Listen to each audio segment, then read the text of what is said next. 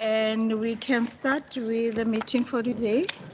Good morning, honorable members. Good morning, Speaker, Deputy Speaker, Secretary, and the officials. My name is Matlodi Maseko, and I am the Standing Committee Chair for Parliamentary Oversight Committee, and you are all welcome. Without wasting any time, just for the record, I'm going to ask the members to introduce themselves, and then after I'll allow the Parliament to also WCPP to introduce themselves. Over to you, members. Good morning, Chairperson, Speaker, Deputy Speaker, Honourable Members and Management Team. Wendy Kaiser-Philander. I think I'm new to this committee. Good morning. Thank you. Good morning, Deirdre Bartman, standing in for Member Bosman. Good morning, I'm Pat Lecker. Thank you very much. Good morning, I'm Khalid Said. I'm an alternate in the committee. Good morning, everyone. I'm Aisha Kasim. Thank you very much. WCPP. Good morning, Chair. Good morning, members. Dalen Mitchell. Good morning, everybody. Beverly Schaefer. Good morning, Chairperson, Speaker, Deputy Speaker, and Honourable Members. The name is Romeo Adams, and I'm the Secretary to the Western Cape Provincial Parliament. Good morning, Margot Goldstone, Director, Strategy and Institutional Oversight. Good morning, Chair. Good morning, members. Vernon Titus, Director, Institutional Enablement. Good morning, Chair. Good morning, honorable members. My name is Lubabalo Stemele, Director, Parliamentary Support Services. Good morning, Chair. Good morning, members. Nicole Peterson, CFO. Good morning, Chair. Good morning, members. Dawood Jawadin, Finance Manager. Good morning, Chair. Good morning, members. Petronella Arendse, Senior Members Affairs Officer. Good morning, Lorica Elliott, Speaker's Office. Good morning, everybody. Yanni Ace, Speaker's Office. Good morning, everybody. Charles Delman. Good morning, everybody. Andre Leroux, Senior Legal Advisor. Good morning, Chairperson, members. Mario Sassman, Manager Committee Support. Thank you. Good morning, Chairperson. Good morning, members. Ridwan Babu, Manager, Knowledge Management and Information Services. Good morning, everyone. Kobe Skricker, Manager IT. Good morning, James Retief, Manager, Stakeholder Management and Communication Services. Good morning, Chairperson, everyone. Sunil Fouchier, Public Engagement. Good morning, everybody. Genevieve Eckham, Manager in the Office of the Secretary. Thank you very much. I think that is all. And of course, I'm with Dustin Davis and also Elizabeth and Mary Ann. Okay, thank you very much. Members, today we are engaging with WCPP on the briefing on the second and third quarterly performance reports and financial statements for the 2022-2023 financial year, which means July to December 2023. Second on our agenda will be the feedback on any instructions issued in terms of the section 37 subsection 6 and section 66 subsection 2 of the FAMPLA. The third being the service level agreement that was included, including the maintenance schedule for the 2021-2022 financial year and the user asset management plan for WCPP. The fifth one, it will be the members' facilities guide, and the sixth will be the capacity building for members and the capacity building opportunities available for members through the legislative sector support. So we've got an engagement from 9 o'clock, I think, until 1. So if possible, we are going to have, if we don't finish before 11, we're going to have a break 11 o'clock to just a comfort break on that time. So I'm not going to waste time and allow the speaker, allow WCPP for the presentation, which the first one, it will be the second and third quarterly performance report. I don't know who's going to do the presentation. Secretary, are you going to lead? Or do you have, I'm sorry, is the first engagement with the new speaker. He's been so busy, I forgot that is your first engagement with the Standing Committee. Welcome the new member and the new speaker to engage with the Parliamentary Oversight Committee. Maybe a forward from you, Speaker. Thank you very much, Chair. And once again, good morning, everyone. Yes, indeed, it's my first engagement with the Parliamentary Oversight Committee. Chair, as it's well known, I got elected on the 12th of December. And we then went into a recess period. And when WCPP resumed on the 3rd of January, it was all systems go. And we delivered, which I would term as a very successful SOPA and State of the Province reply by the Premier. And I think it will be fleshed out more in my annual performance plan that will be tabled later at this committee. But allow me an opportunity to say thank you very much for this engagement, and also to the team that will take us through the presentations, and I look forward to a very open, robust debate. Thank you very much. Thank you very much. We can go to the agenda, Secretary. through your guidance. Thank you, Chairperson. Thank you, Speaker and Deputy Speaker. So if it is in order, Chairperson, Ms. Margot Goldstone will do a presentation on both quarter 2 and quarter 3, the non-performance, and thereafter Mr. Jawadin would do his presentation on, or the presentation on the financial performance of the institution for those 2 quarters. Thank you, Chairperson. Thank you, Chairperson, and good morning again. Good morning, members and colleagues. I'm going to be presenting the non-financial performance report for quarters 2 and 3, as the Secretary indicated. Chairperson, for the financial year 22-23, we have 26 performance indicators and targets. In quarter 2, we had 6 that were due to be met, of which 4 were met, 2 were not met in quarter 2. The next slide just shows the programs where the targets were set and the levels of achievement. The expected performance was in programs 1, 2, and 3. The achievement was 100% in programs 1 and 3 and 50% in program 2. The next few slides just provide the detail of the programmatic performance. So in program 1, under the subprogram financial management, we had planned an inspection to be undertaken and a report to be produced. The inspection reports that are produced on a quarterly basis by our financial compliance and internal control unit are intended to identify areas where there are control gaps in our processes. So it looks at various sections in the administration where risks have been identified. In this particular instance, the FCIC, or the unit responsible, had undertaken an inspection of the management of loan laptops in the WCPP. Those recommendations, findings and recommendations are then relayed to the relevant line function for implementation and strengthening of controls in that area.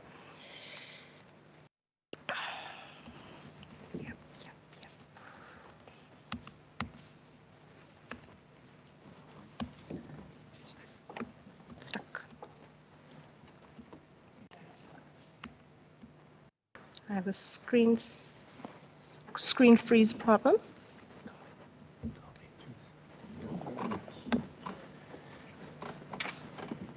Yeah. That's when we usually say the backup of the printed document helps in scenarios like this. Okay, it's working again. Thank you. Okay. So that was program 1 under the subprogram financial management. Under program 2, still on quarter 2, in plenary support, we had planned to publish, as we do every quarter, 100% of all ATCs within the timeframes as per the standard operating procedure, and this we achieved in quarter 2. Still under plenary support, one area we did not meet was on the procedure-related capacity building session, which we had planned for quarter 2 due to the unforeseen and untimely passing of the Chief Whip of the majority party. This training, which was targeting presiding officers and temporary chairpersons, was then postponed to the following quarter and did indeed take place. Still under program 2 on committee support, we had planned a capacity building session for committee support staff. This was indeed undertaken in quarter 2.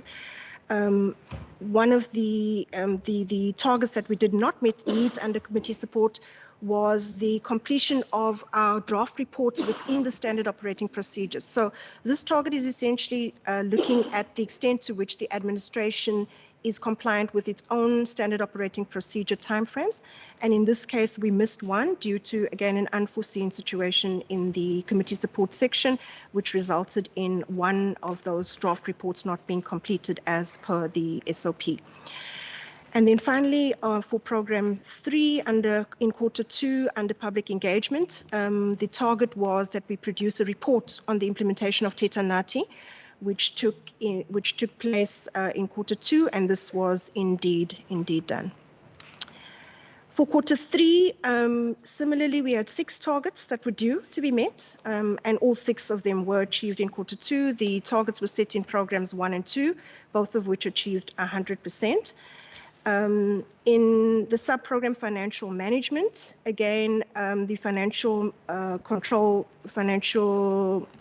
unit undertook completed a progress report on the financial management improvement plan. The financial management improvement plan is essentially, it's a management tool for us because it helps us to track our progress in implementing findings from previous audits from previous reporting periods. So findings that were raised by the AG by internal audit, we would then, managers would then have to respond in terms of the progress that they're making in implementing action plans to address those findings and recommendations.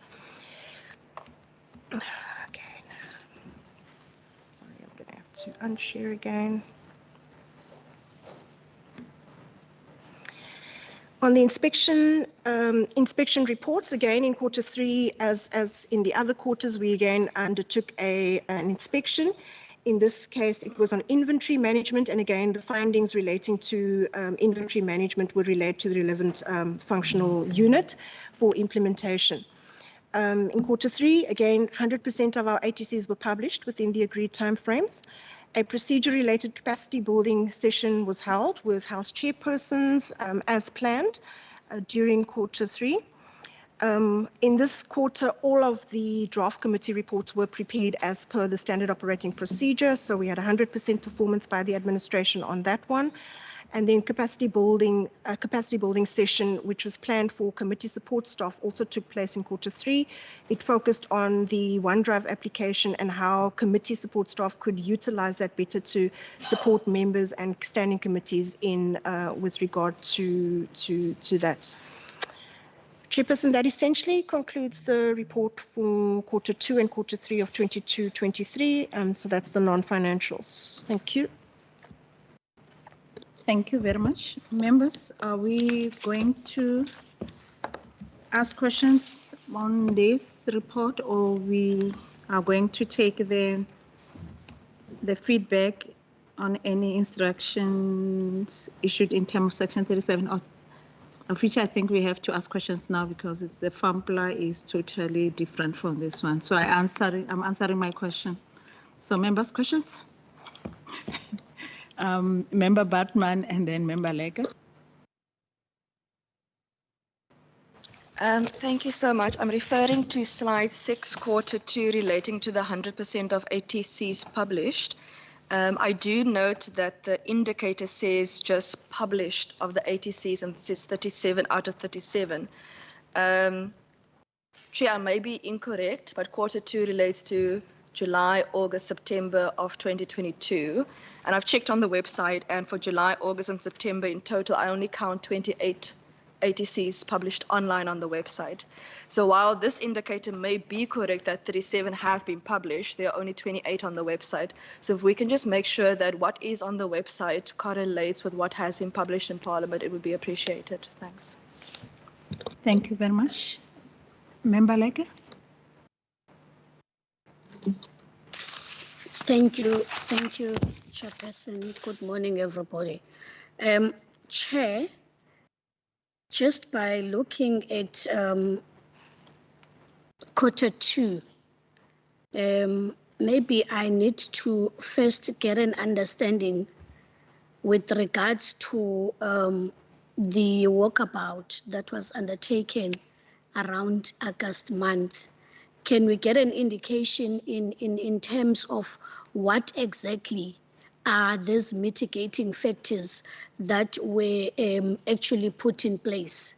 What exactly, and if for whatever reasons, do we ever have instances where perhaps we service fire extinguishers, and what are the timelines with regards to the servicing of those fire extinguishers? And then to Chair, maybe with regards to the fourth quarterly performance, the 2021-2022 financial year, can we get a detailed kind of breakdown into those as to whether we have encountered perhaps what one may say is exorbitant utilization of WCPP funds, and what were those instances? Thank you, Chair. Okay. Thank you very much. Member, do you have a question? Okay. Let me ask mine. I just want to find out on the report of the Tetanati. I wonder if we received it or is online. I'm sorry, I didn't check that.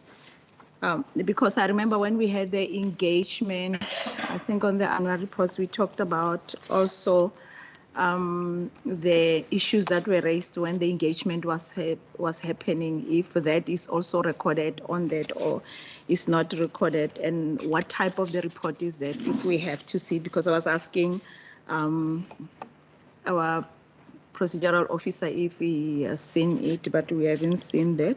So if you say achieved, that means where is that report that we can say is achieved?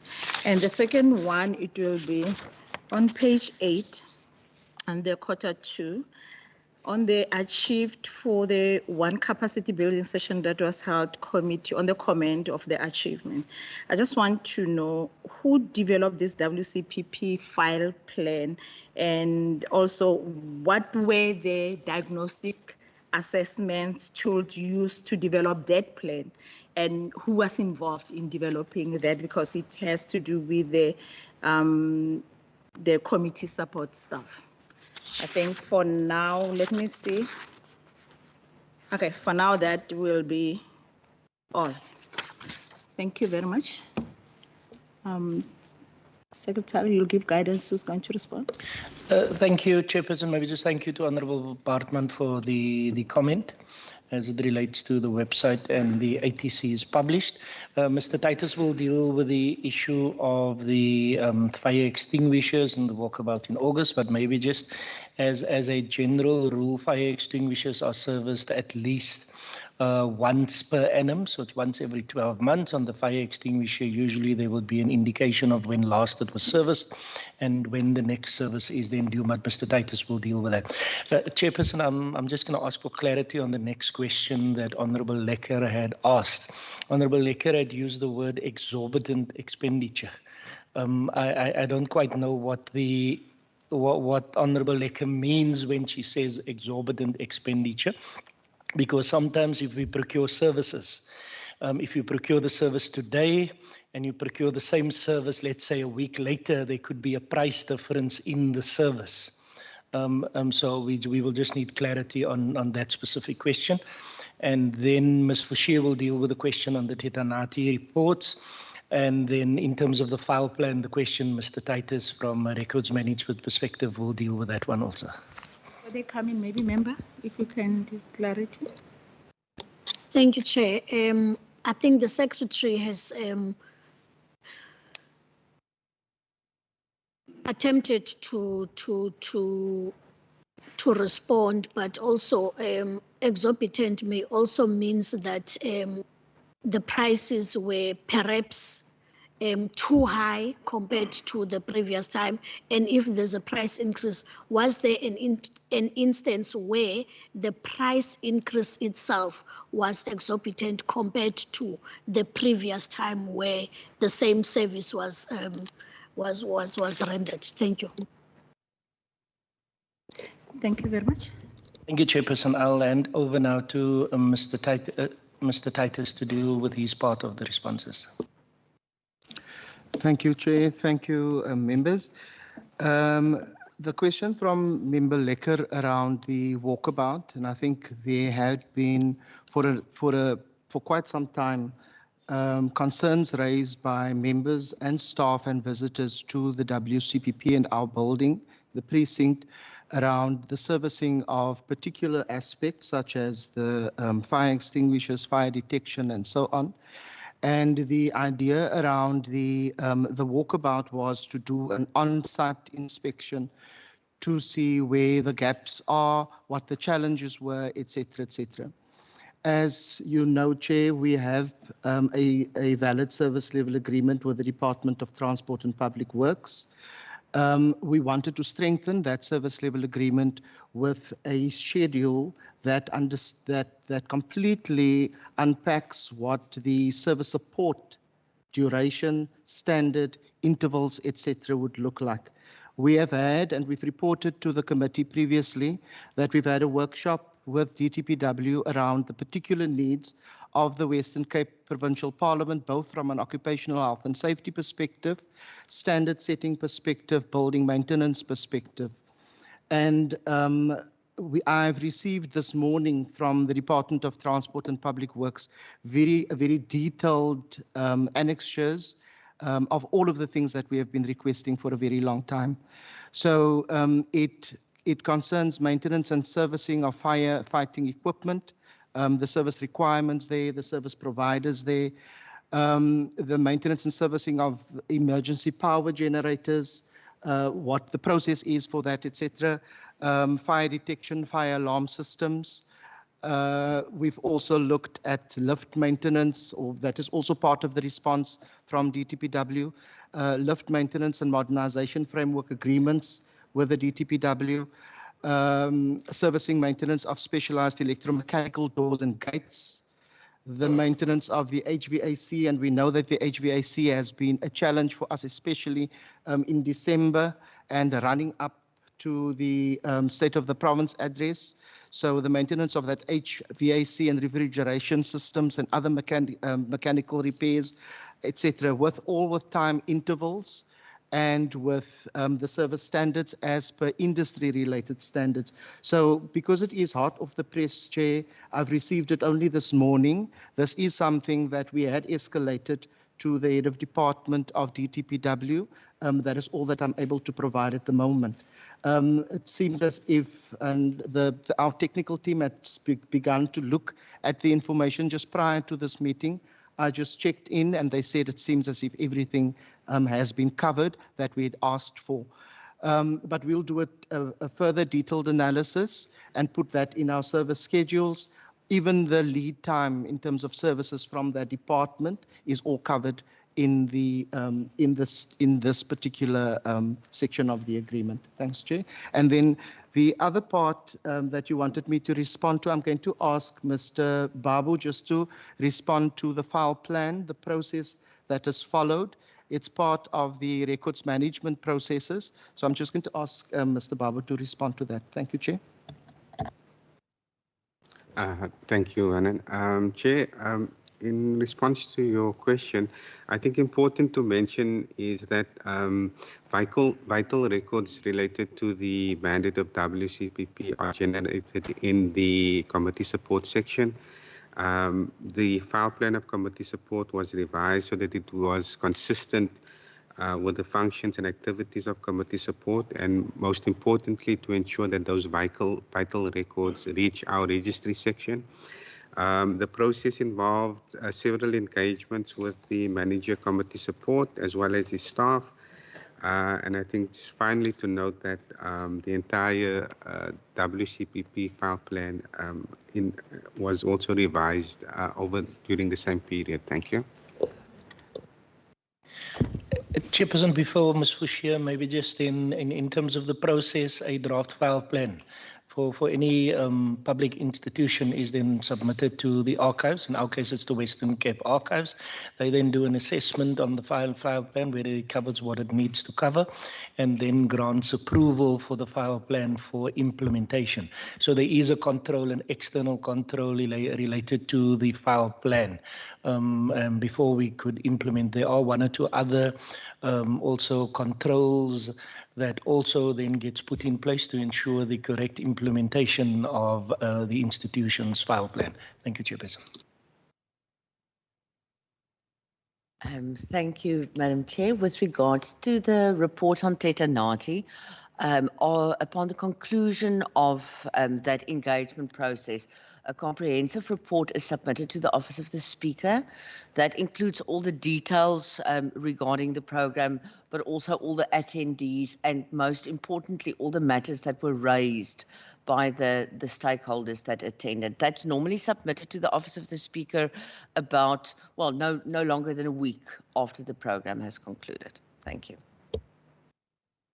Chairperson, again, maybe just to add to Ms. Fouchier's comment, I think your question was also where would that report be found? Because it is an institutional report, it then becomes part of the institutional documentation. Ideally, because we have a file plan, the question you had previously asked, it would then also be part of our records management plan and process in terms of ensuring that that document is then filed. Okay. Chairperson, there was then one other question that Honourable Lecker had asked about the exorbitant expenditure. So if the Chairperson and Honourable Lecker would allow some indulgence, I think the question was detailed breakdown.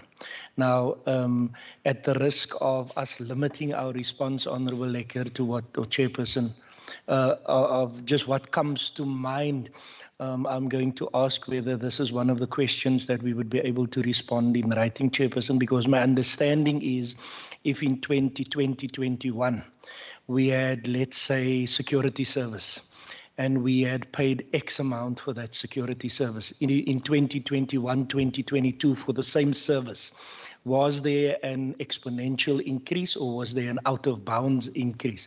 And Honourable Lecker was asking for details specifically regarding those matters. And like I say, it might our response might be limited if we just off the top of the head respond now, but we could respond with further details in writing, Chairperson, if that indulgence is allowed. Thank you very much. Member Lecker and Member Sai. No, thank you, Chair. I think I'm happy with the response from the Secretary that such be provided in writing, because it will help us to understand in detail as to what exactly I wanted to ask. Maybe you can acknowledge Member Khalid, and then I have a few questions that I would like to ask again. Thank you. Chair, thank you very much. Mine is two follow-ups. It's not very technical, but it's broad in a sense. I hear the explanation about the Tetanati program. Just wanted to get a sense, and I mean, looking forward, what's the prospect going forward of this particular program? Because quite frankly, not being a member of the committee, but a member of another committee, I didn't necessarily, I mean, I'm not saying I didn't see the use of the program, but one did not see the synergy between that program and the work of committees and its link with oversight work. It seemed more to be a public relations program, quite frankly. So I just want to get a sense as to, and not to say that public relations is wrong. We need to have public relations program, but how to have that particular synergy. Is there any plan in place from the team to probably visit as to how, whether it's called Tetanati or not Tetanati, but how are we going to merge that particular concept with the committee work and to actually be in sync with committee oversight, because committees are the engine room of this particular legislature. Then number two, in terms of the maintenance issues and state of the building, and look on the opposition floor, it's not only the opposition floor, it's also the floor of the committee section, the fourth floor. I just wanted to get a sense as to the progress that's been made in dealing with the problem of the cockroaches on the floor, because that has been raised consistently. Thank you. Thank you very much. Maybe the follow-up from me, the issue of the Tetanati, I still remember when we did the annual report, when we asked the question about the reports, the response was that those reports and the information, the issues that are raised in the reports are not available. They were not recorded in that fashion. Now, I am wondering today if the response is different, or did you go back to do that? Because we are talking about the quarterly report, which is from which month to which month, versus when we did the annual reports towards the end of the year. So there is a contradictory responses to that question about the reports of Tetanati. And we can go to the Hansard and look at it. You will hear that the response was that the way we wanted the information of the issues that were raised there by the communities, were they directed to the committees, were they recorded somewhere? The response was that no, it was not. And now the report says, the response says that they were recorded somewhere. So I'm a little bit concerned about that the response versus, and if I'm wrong, I will come back into the committee to say, no, I'm withdrawing that statement. The response was different. But I still remember the members that were there, maybe they, unfortunately, I wonder if there was a member that was there listening, will say that the response was totally different. We even had quite a discussion about the tetanati of what value was it adding into the committees or into the members to make sure, because we created, I still remember I said, you created the expectations that if you go there, you take the issues, that means there's going to be a response to that.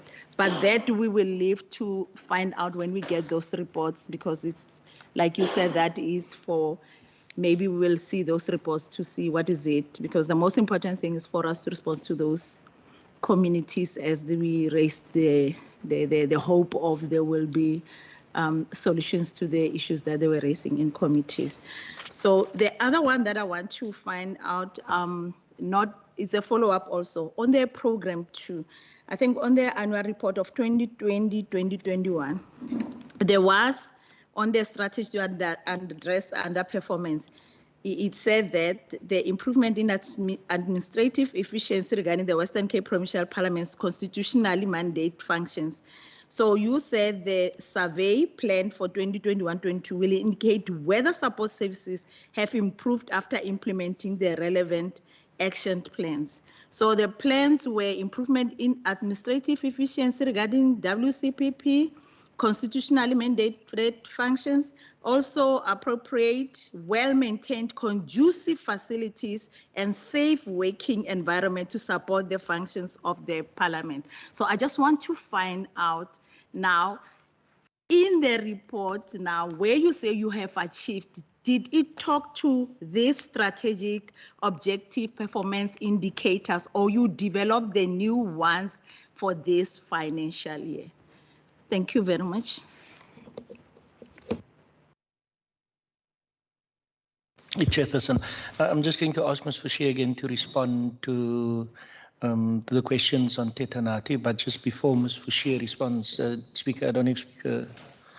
I think, if I may, Chair, with regards to the tetanati report, I think it's absolutely crucial that we provide, whether it was previously committed or communicated, that we provide the committee with the reports of the tetanati outreaches, because, and I want to latch on to what Honourable Syed is saying, the reality of the implementation of tetanati, I think the introduction of that program and as part of public education and outreach was exactly that.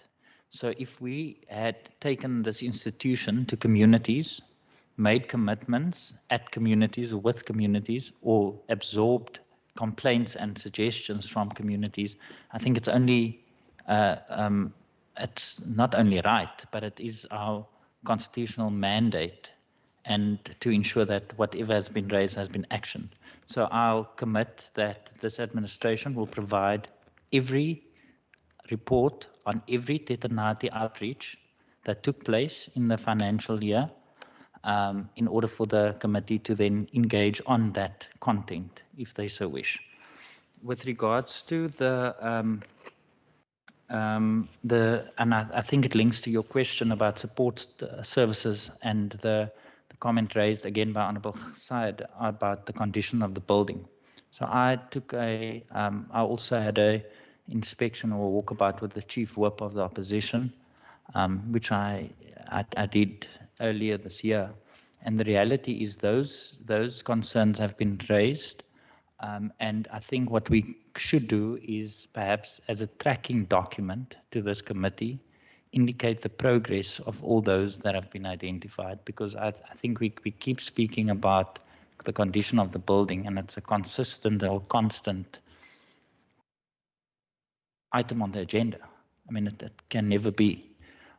So I again want to commit that we will provide the committee with a tracking document, with a when it was reported, what the status is, in order for us to just move on from the condition of the building. Thank you, Chair. I don't know, Secretary, if there's anything else that you would like to add.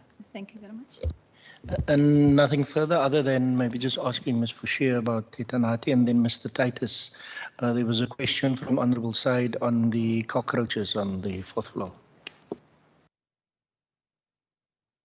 Thank you, Secretary and Madam Chair. Yeah, I'm a bit stunned because we always submitted reports on Tetanati right from the beginning, but as the Speaker said and committed, we'll make it available to the committee. Thanks. Member Bergman. Thank you, Chair. It's a follow-up on your question, but also just to accept the proposal that was made by the Speaker regarding the Tetanati reports. I would just like to request that when those reports are submitted to the POC committee, that it must include the objectives of each session of the Tetanati program. It must include how the objectives of each session linked to lawmaking, public participation and/or oversight. It must include what happened in the Tetanati sessions individually. It must include line item expenses per session, concerns raised by the community members in those respective sessions, how the concerns were dealt with by the Public Education and Outreach Office, because to my knowledge, and I don't know about members from other committees, but I have not seen matters being raised at the Education Committee or by the Budget Committee for help from our members to say, okay, community may be raised X, Y, and Z relating to education. So we don't know whether those concerns have been dealt with, whether the respective concerns have been resolved, and if not, why the respective concerns have not yet been resolved. Thank you. Thank you very much. I think the annual report, we got only the areas where Tetanati happened. There was no report in the annual report that had to do with the Tetanati. So that's where we said, at least maybe if we can get the report, and we appreciate that the speakers committed that we will get those reports that we'll have to look at. And members, before I give Member Lecker, I forgot to mention that another point that was on agenda was the actual live demonstration on how to find and extract information from Hansard on the WCPP website.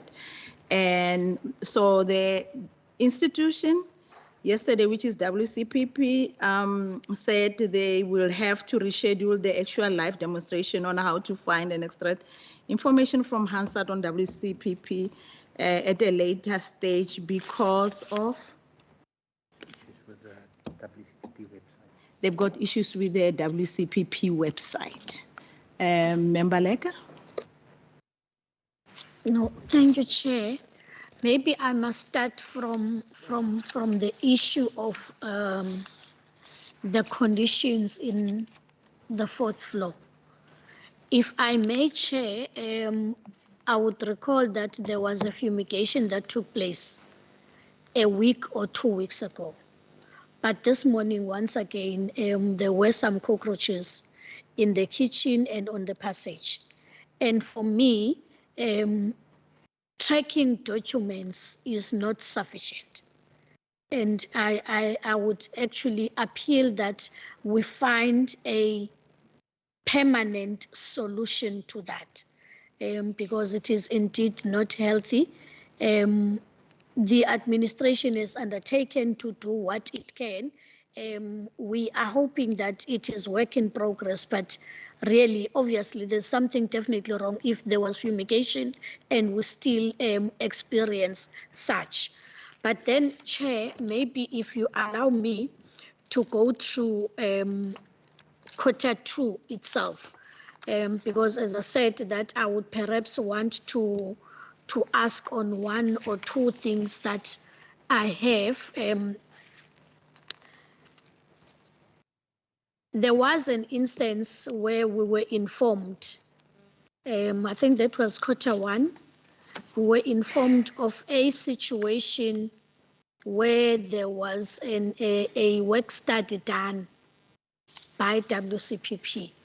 Can we perhaps, if we can, get a detail as to what were those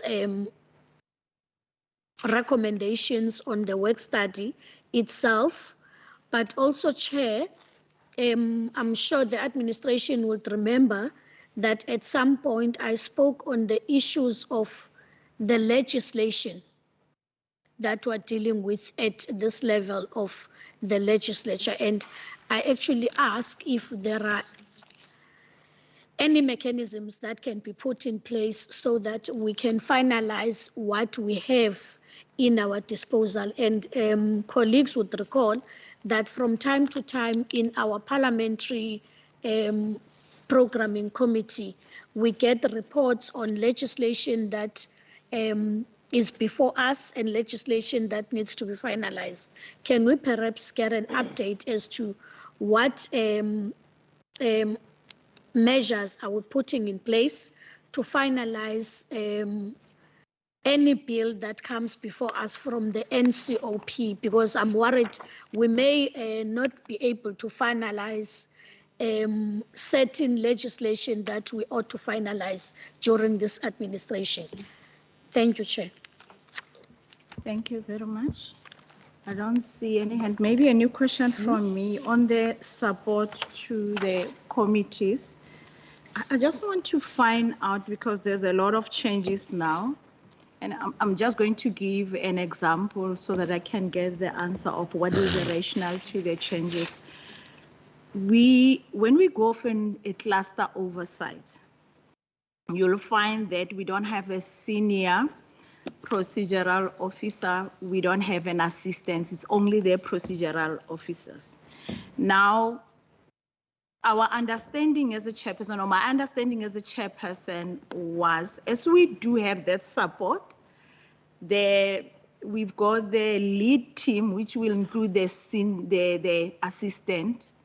And then if there is the issue, because your procedural officer is close to you and is giving you the procedural support here, the senior will sit there to identify the loopholes where, when we come back, we can tweak to make sure that we maximize with our oversight role.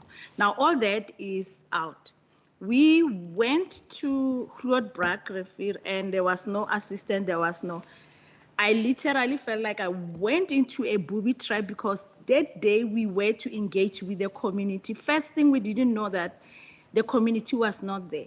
The few that was there were disruptive, because they were saying they never got the information in advance that we are coming. It was not advertised enough and all that. Now, I'm coming with all the members in the WC, representing WCPP, failing the community in that municipality, that as if we are just coming to tick box and move away. Now, that is not what we represent. And I tend to believe if we knew, if the lead team was there to assist us, we could have known before, so that we can troubleshoot and say, what is it that we are going to do to make sure that that engagement is going to be what we expected it to be. And now I can extend it and say, now, the public outreach, what is it that they did to make sure that the information goes out? I mean, we can put on their website, but we do have a department in this institution that has responsibility to make sure that things, they run smoothly, or they can indicate to us if something is not working, so that we can relook at our program to make sure that we deflect a little bit to make sure that we still can go there, but on a different date, after what we feel has to be implemented will improve what we want to achieve as a members. Now, I want to understand that why the changes that are not adding value to the committee runnings, and then how are we going to correct that? Because there is a lot that we are trying to catch up as the chairpersons, as the committee members, and it's a little bit difficult to say that what's the rationale behind it, so that we have an understanding as when we plan, we know that what is it that we have to do. Secretary.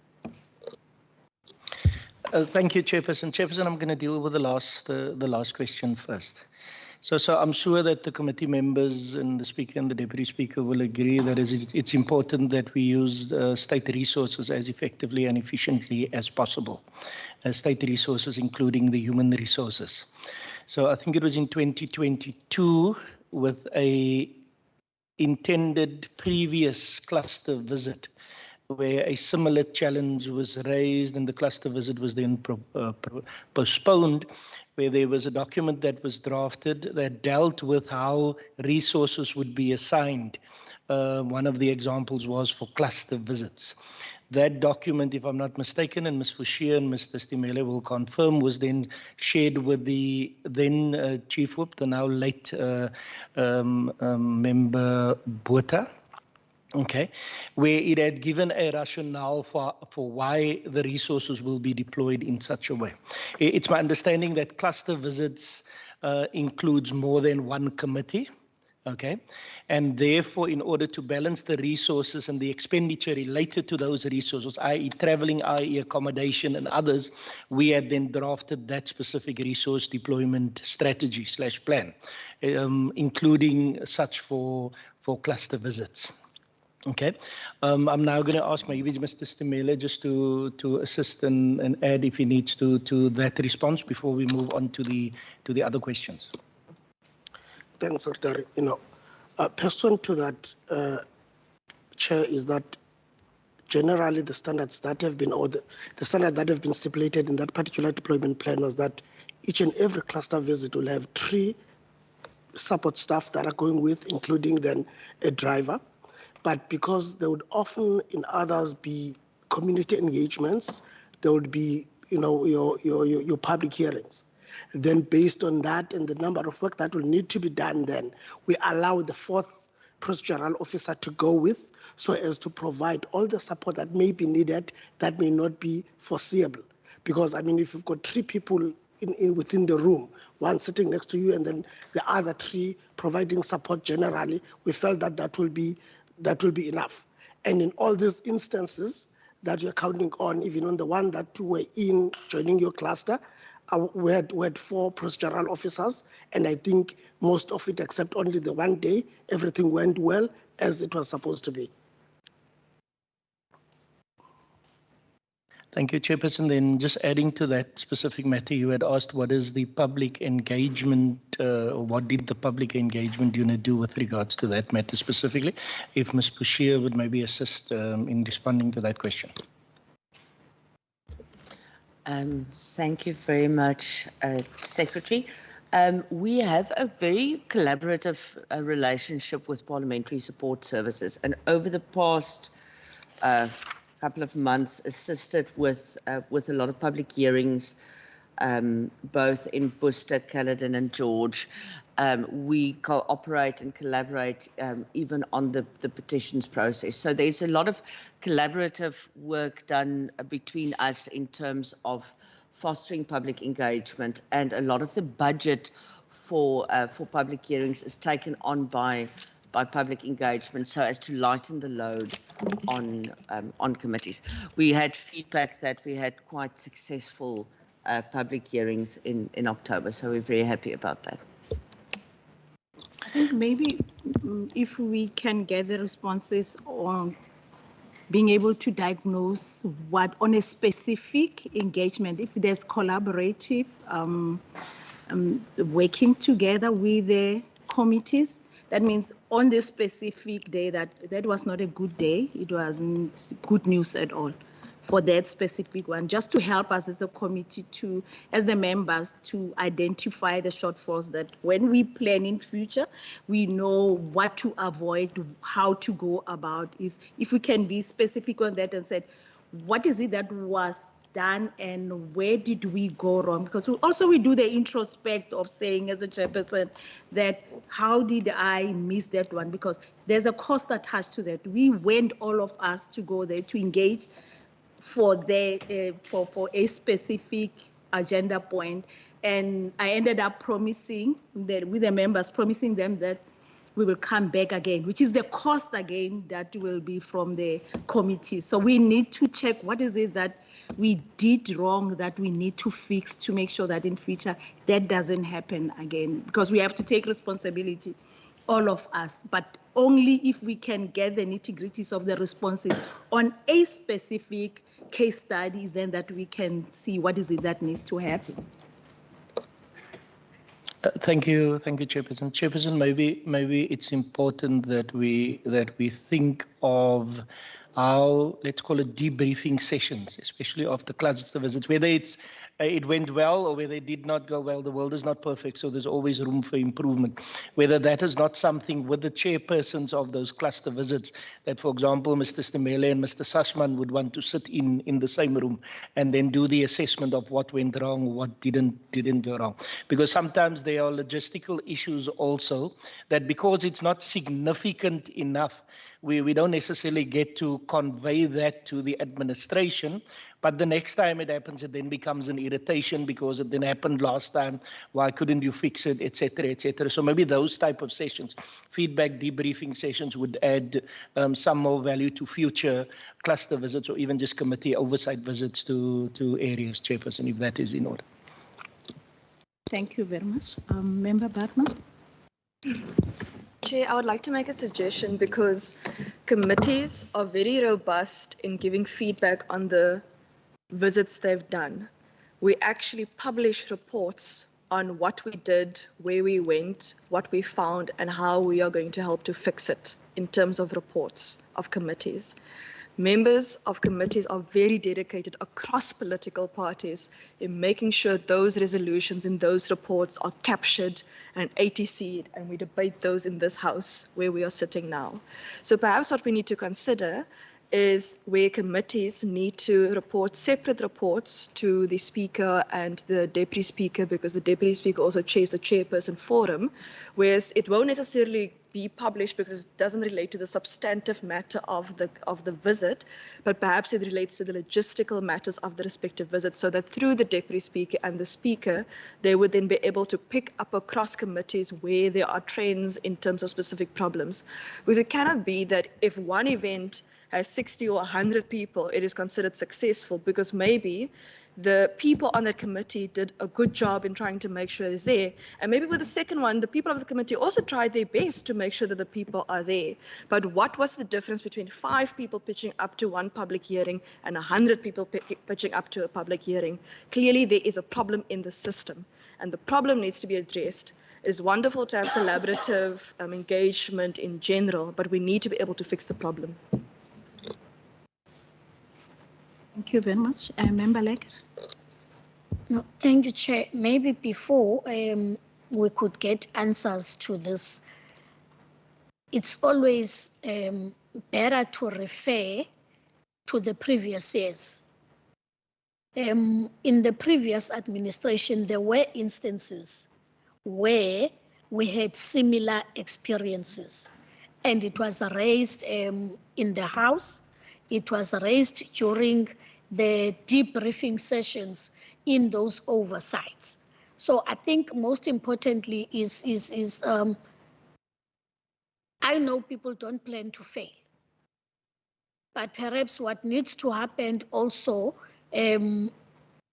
one would be to get the driving team before to the venue to do mobilization, proper mobilization for the activity itself, because it's always embarrassing that you would arrive at a place where there's no one, or even the driver himself is going to that specific place for the first time, as I heard in the previous oversight, that the driver didn't go before to see where the place is, that the driver even got lost at some point in one of the oversight visits.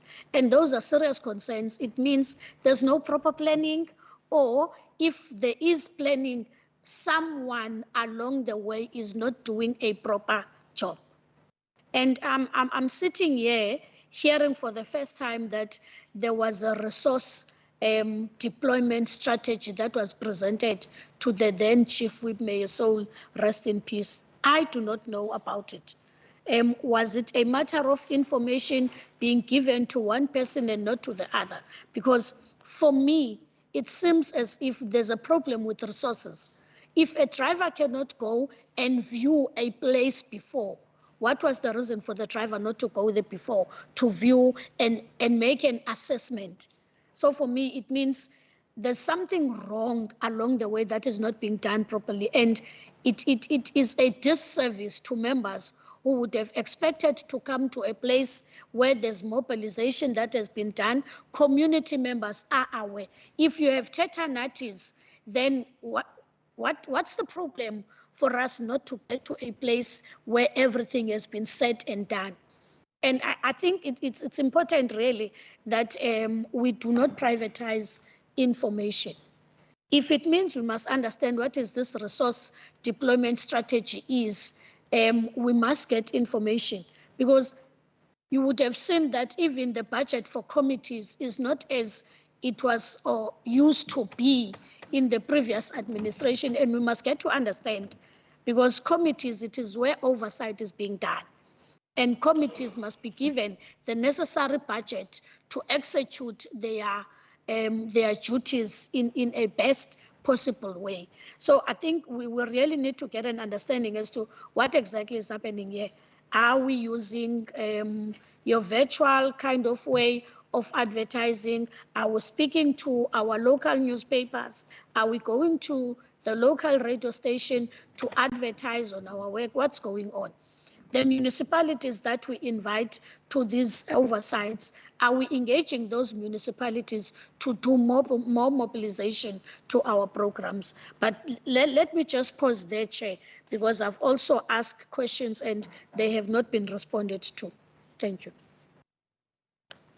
Thank you, Chairperson. So I'm maybe just going to start from the top in terms of the other questions that were posed, Chairperson. Maybe just thank you to Honourable Bartman for the comment on the Tetanati report, what it should be including. We note the suggestions there. To Honourable Lecker, Mr. Titus will maybe just follow up with Transport and Public Works regarding the reoccurrence of the cockroaches even after a fumigation, because maybe we need to do things differently in order to deal with the problem itself. Then there was a question from Honourable Lecker regarding a work study report, Honourable Lecker. So is it the work study report related to the Office of the Speaker that we are referring to, Honourable Lecker, or is it the initial work study report that had led to the functional enhancement? Perhaps let's get both, the functional enhancement as well as that of the Office of the Speaker. Okay. Then Chairperson, I think from yourself, you had raised the issue of the cluster visit specifically to Groot Brakrivier. We had responded. I've just asked Mr. Fouchier maybe if we can recirculate the resource strategy / plan for committee visits and cluster visits. So we will then resend it to the Chief Whip. In terms of that one specifically. Yes, Chairperson, I think the Speaker had also committed, especially with maintenance works and those type of things, that we do the tracking document. I think we're not going to wait for POC meetings to provide updates, but as updates are available on those areas, we'll just submit it through the procedural officer to the committee just for perusal and for information, Chairperson. Thank you very much. I think that's one thing that maybe on the resolution of the more engagements, because there are a lot of things that fall through, and by the time we realize it's about 6 months and there's no any strides that have been made on the issues that were of concern. I mean, the issue of the cockroach has been on the agenda for a very long time. It's so it's one of the things that we really can't even put a cockroach on agenda and say the issue of the cockroaches on the agenda that we need to get rid of. But if we can't even get rid of a cockroach where we are working, what else are we going to really do? I'm not going to talk about the aircon. It's better now, even though, again, in the offices, it's worse. There are lots of things that we've been talking about, and because I've been in POC the last term, to this term, it's like I'm repeating myself again and again. I don't know if it's for this annual report or it's for the last annual report, because it's one and the same issues that we are raising in the West when we meet with WCPP, and we put that in writing again and talk about them again. And I hope the new speaker will be able really to look at the reports that we have there to address those issues so that we can have new agenda points as we engage with the WCPP. Thank you very much. If I can just on the building and the maintenance of the building, if I may make a suggestion, that perhaps an engagement or a joint committee or at your next meeting with the Department of Transport and Public Works and WCPP and then we can address it with both parties being present. Because without sounding like I'm defending, because that's not the intention, because we need to deal with issues that is outstanding. WCPP is merely a tenant in this building, so reporting it to the landlord, for a lack of a better word, has been done. We obviously need to put more pressure on them, and I'll ensure that happens. But perhaps we should, for once and for all, have that discussion so that everyone knows when the timelines are for reporting a kind of streamlined process. Because, like you rightly say, it cannot be that we fighting cockroaches and aircon in 2023. Thank you, Chair. Thank you very much, Chair. I just wanted to add to what the speaker had just said, and perhaps just a little bit of a context. In my deliberations with the Department of Transport and Public Works, they have indicated to me, the Western Cape Provincial, look, we know that this is an aging building. We know that this is not a smart building. All of the facilities and finishes we can see it's dating from the 1990s. There's aging infrastructure in the building as well, in terms of the lifts and all of that. But what the Department of Transport and Public Works had also told me is that the WCPP during the 5th Parliament indicated that it wants to change venue, have a new site. That resulted in a shift in focus from the landlord in terms of further investments into the building itself. During the 6th Parliament, I think it was year 1 or year 2, it was indicated that that is not an option for us to look for a site out of this particular premises, and we will remain here, which means we're back to where we had been prior to this. I'm raising this, Chair, because this is how DTPW had engaged with me on this particular matter. Now, I understand the frustrations that the members are expressing here today, and these are valid. It's valid complaints. I think that the conversation between all of us around how to best mitigate this and how to best deal with this is twofold. One, from an operational cleanliness, hygiene factor perspective at one level, and from a modernization perspective at another level, because that aspect between expectation and what can be offered within the medium-term expenditure framework, that has not been completely unpacked. So I do think that the conversation with all of the parties become an important one, Chair, in just spearheading and identifying the current challenges that we are experiencing. Member Lecker is correct. There has been a fumigation process. In fact, they are fumigating as we're speaking. But we need to also ensure that we've got all of the offices open, that all of the areas are covered. But these are part of the conversations that we need to have, Chair. Just wanted to give that kind of context as well. Thanks. Chairperson, maybe just my last point on this, and this is for the record, Chairperson. I must say that from an HOD to secretary engagement, Ms. Gooch, the HOD for Transport and Public Works, has been very responsive to providing an update, like Mr. Titus has indicated. It had come straight from Ms. Gooch's office, the update that we received this morning. But I would agree with the speaker, Chairperson, that maybe engagement with both of the department and the provincial parliament just on this specific matter would probably add value to the conversation and the way forward and the outcomes from that way forward. Thank you, Chair.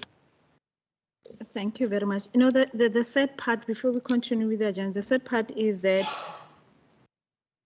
we talked about this. Let's say, for argument's sake, what the speaker said is we are going to move, and then it was changed 2019.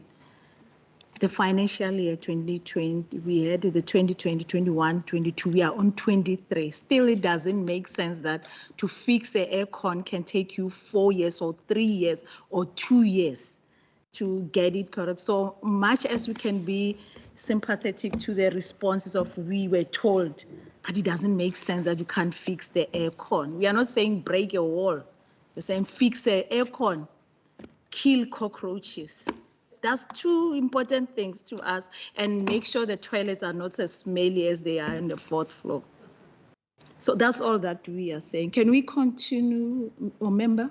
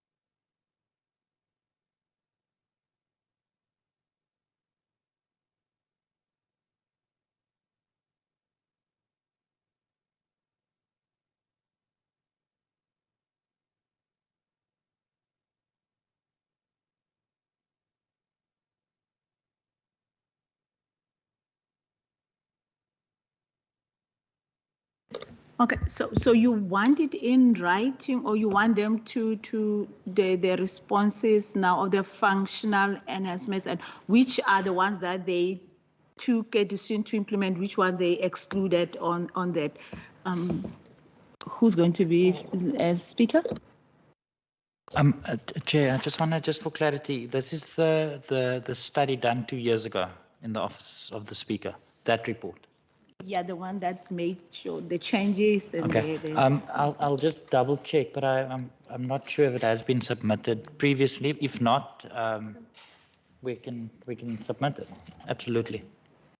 It was submitted previously, but there was no indication of which is the institution taking, which they are not going to implement. Oh, the recommendations of the study. So it was a total document of the recommendations. So we need to find out which were recommendations that were taken, which one were not taken from that. I think, and the reasons why. Can we agree on it in writing? Because I think it's a big document. Okay, thank you.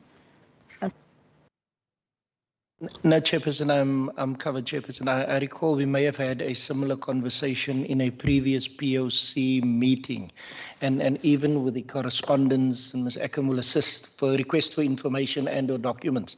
There was a specific request related to that too, if I'm not mistaken, and that has since been responded to. But the procedural officer will assist us if what we had provided does not meet the requirements of this committee. We'll then augment the submission of documents and information. It was submitted. It's just only the extract that was taken from that and what was disregarded that we need to, and the reasons like member wants to find out from that. Okay. Member, is all your questions? What's the last one that was not answered?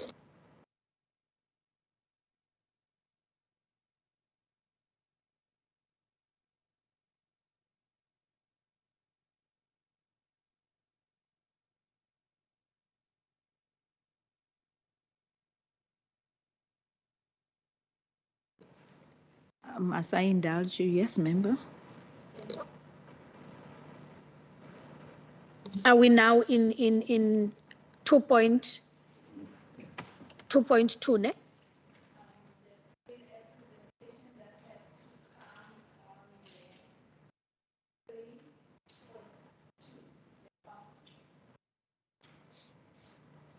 3.2. Okay. No, Chair, I just want to ask something. I'm sure everyone would have seen that there was an article which I responded to about our interpreters. And I think we really need to get an understanding to be taken into confidence exactly as to what happened there with regards to interpreters not being paid in December or even before December last year. Were they paid? If they were paid, why are we getting these comments or some of these interpreters going to the media saying they were not paid? Because obviously there's news there. So as members of the committee, we need to be taken into confidence by the administration as to what really happened. Thank you.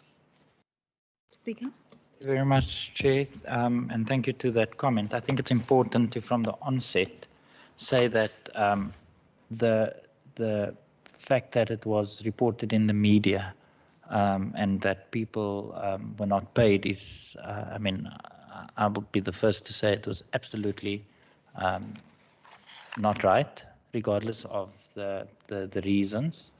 But Chair, there was reasons. And I think it's important, like Honourable Laker said, that that the reasons be shared with this committee. I'm going to ask Secretary through you if Mr. Stamela can just take us through those reasons. But I mean, maybe I should end here, and then after he's given the reasons, I want to make another comment. Thank you, Chairperson. Maybe just two sentences in introduction to Mr. Stimele's reasons. It is regrettable that the matter had found its way into the media, but as the administration, it's our duty to make sure that people are paid who should be paid. Chairperson, there are ever requirements for payments to happen because there's an audit trail of services and or payments that needs to happen. Sometimes, well, not sometimes, in order for a payment to happen other than just an invoice being received, firstly, the invoice must be accurate. Secondly, there must be substantiating documents for that invoice to be verified as correct and then for the payment to be processed. With having said that, we had also subsequently, Chairperson and honourable members, we've had quite a few meetings with the interpreters as a collective, but also individually, so that we the business unit plenary support services could deal with the individual queries, but also with collective queries in terms of the requirement of the institution for a valid invoice to be paid based on all of the other documents submitted. But I'm now going to hand over to Mr. Stimele. Chairperson, I'm going to ask that we not mention names of individuals because it becomes a bit of a challenge then if we do mention names of individuals. Thank you. Thank you very much. I think the members, they know, they can't mention the names. It's just a principle that we have to talk to. Mr. Stimele. Thank you, Chair. Chair, here we're talking about 57 cases or incidences. Of the 57 cases, when we've gone through when all the required documents have been submitted, there were 45 up to date. There are 45 resolved of those 57 cases. There are 12 outstanding. Of the 12 outstanding, 7 claims were found to be invalid and 5 claims are still in dispute. Now, what had happened, Chair, in the past is that when we received the function, an interpreter will be sent an email to request a service. And then the interpreter will say that I'm available on a particular date. The interpreter will come. When the interpreter comes, he received an attendance register where he signs in the opening time of the meeting and the closing time of the meeting. And either if it is with committees, a responsible procedural officer will have to countersign, say that, look, the meeting was closed at a particular time. If it is the House sitting, then it will be one of the seniors on our side in plenary that will sign that the sitting closed at a particular time. Now, when you claim, you have to submit a copy of your invoice, a copy of your invite, and a copy of your confirmation. The invoice must have a unique number in it, and you must submit the invoice as per the SLA now. Also, you must submit it within a period of 3 weeks. The issue of 3 weeks didn't really being adhered to. Secondly, interpreters were adamant that it's supposed to be the duty of the administration to ensure that we provide those supporting documents. They'll just submit invoices with no supporting documents. Despite this being raised, they'll just not respond. The third instance will be the issues where even the invoice number is a duplicate of another invoice number that was given or that they issued in the past. Or you find an instance, for instance, in your invalid claims where the very same invoice talks to 3 other meetings that the interpreter claims that he attended. So based on that, we're saying that, look, we can't, then that means we attended only one, and there will often than not, there will be no proof of any of the 3 meetings that have been attended. So these were the issues that we dealt with, and to the extent that others were even saying that we are not having an obligation to submit this particular documents, even when we called them to the meeting. Because when the article came out, there was already a set date for a meeting. So it came on a Sunday, and the meeting was going to be on Tuesday, if not mistaken. It had already been scheduled. The meeting had already been scheduled because we did pick up these things, and we've been explaining to them that it is your responsibility to submit this. So as I'm sitting here today, we've got 45 resolved cases of those. That particular documents have been submitted. The worry with the 5 disputed was that from one particular service provider, individual service provider, that is keeping on saying to us, I'm coming to submit my supporting documents. I'm coming to submit my supporting documents. And she doesn't come. And there is nothing much you can do in that instance. Our hands are tied up. Thank you, Chair. Thank you very much. Member Bartman, Member Lecker. Chair, just a few technical questions because I'm not sure if, maybe it's because I'm a visitor here today, standing in for another member, that I don't really understand the process. So the invitation to the interpreter comes from WCPP. Okay, so WCPP is the author of it, the invitation to the interpreter. Okay. Then the author of the invoice, because I've now done the work, is the interpreter. Is that correct? Because I must invoice you the same way my plumber would invoice me after I've asked him to come fix the pipes. Okay, and he came to come fix the pipes, he sends me an invoice, I pay him. The author of the attendance record, who is that? Is it the WCPP where it must be signed? Because if I sign a document here today and I signed here today an attendance register, but I don't take the attendance register with me, I give the attendance register back to the procedural officer who submits it to you and the committee documentation. So the author of the invitation and the author of the signing of the attendance register does not lie with the interpreter. Now, I understand the argument if there's duplicated invoices or same invoice regarding 3 meetings or no proof, for example. But the no proof one is difficult because surely if you're checking in and the procedural officer is also saying you were at the meeting, there's 2 people or the chair might have seen you at the meeting. So there is some sort of proof that whether or not someone has been there. Now, I'm sure that in 4 years, this is not the first time we had to pay interpreters to be at a committee meeting. I'm not sure if the 50 cases only relates to a quarter or 6 months or 1 year, but what was done previously that it was done correctly then, but now all of a sudden we have a problem with how the payments are made. Because did the system change? Did the process change? Did the way you submit documents change?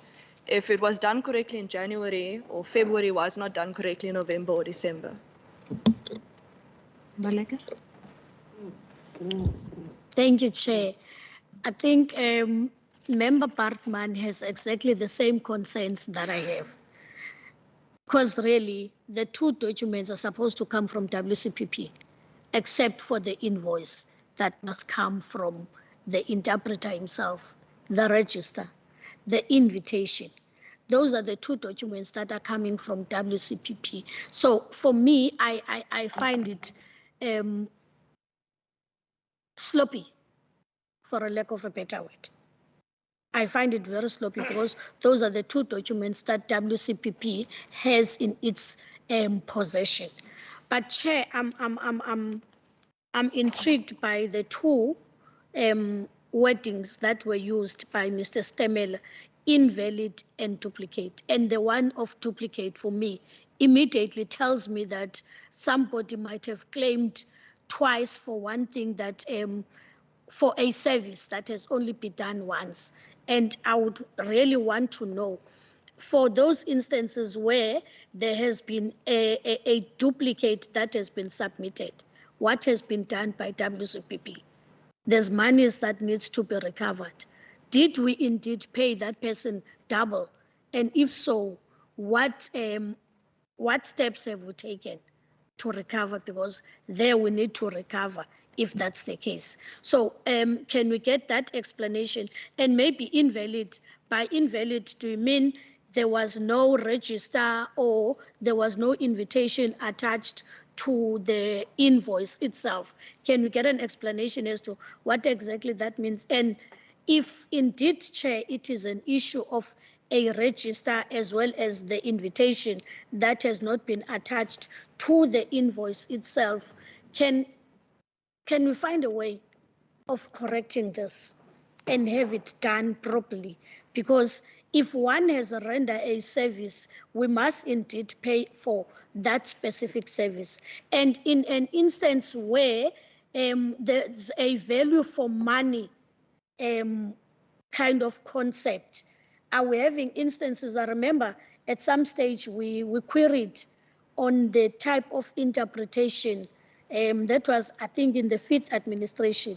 I was listening to an interpreter interpreting in isiXhosa, and that was not actually what the member has said. Is it that the case? If that's the case, what are we doing to correct such from happening? Thank you, Chair.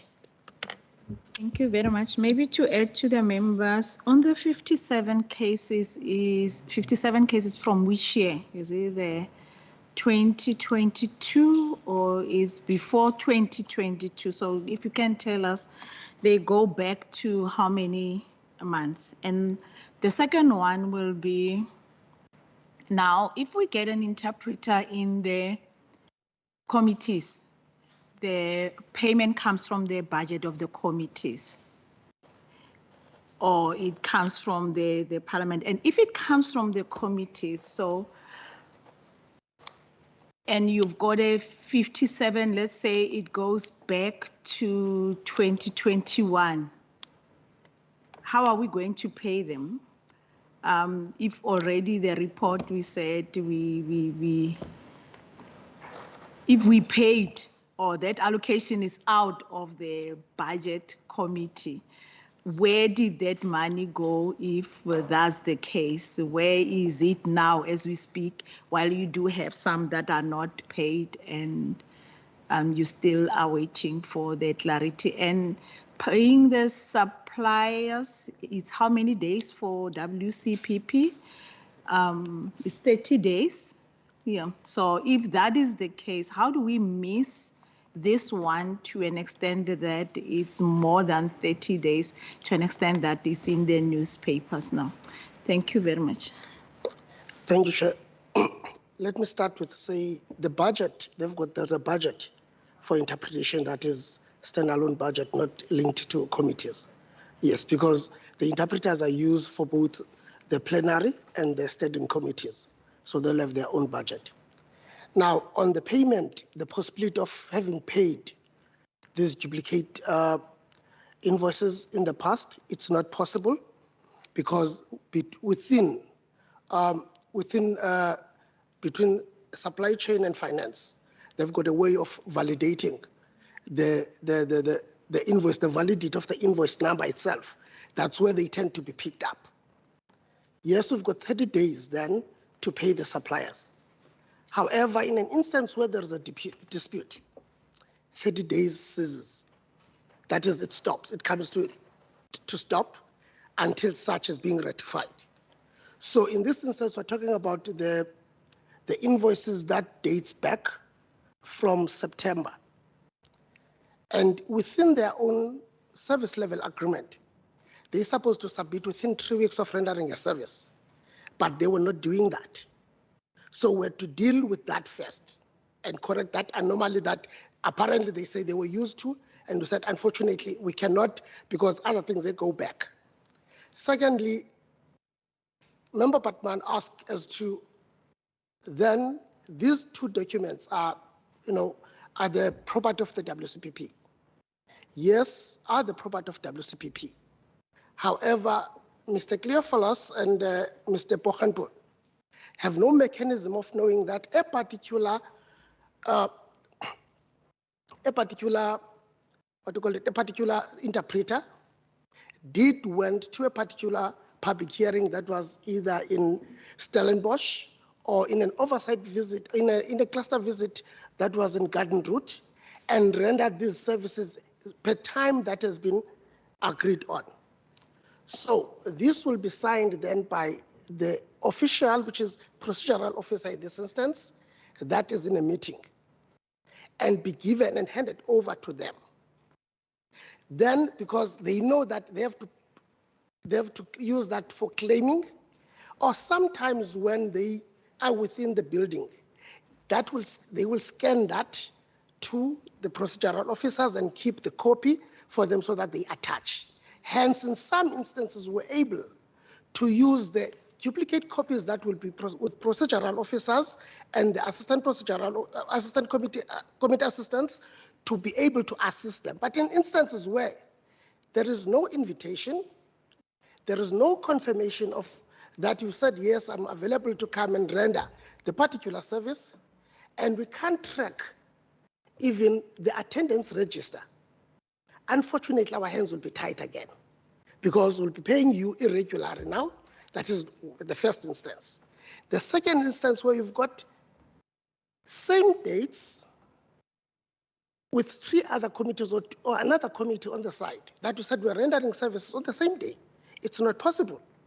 Then we have to dig deep, and unfortunately, we find that also on the other side, the committee said that, look, we didn't have a meeting on this particular date. So we said, fine, this one becomes invalid. We cannot pay them.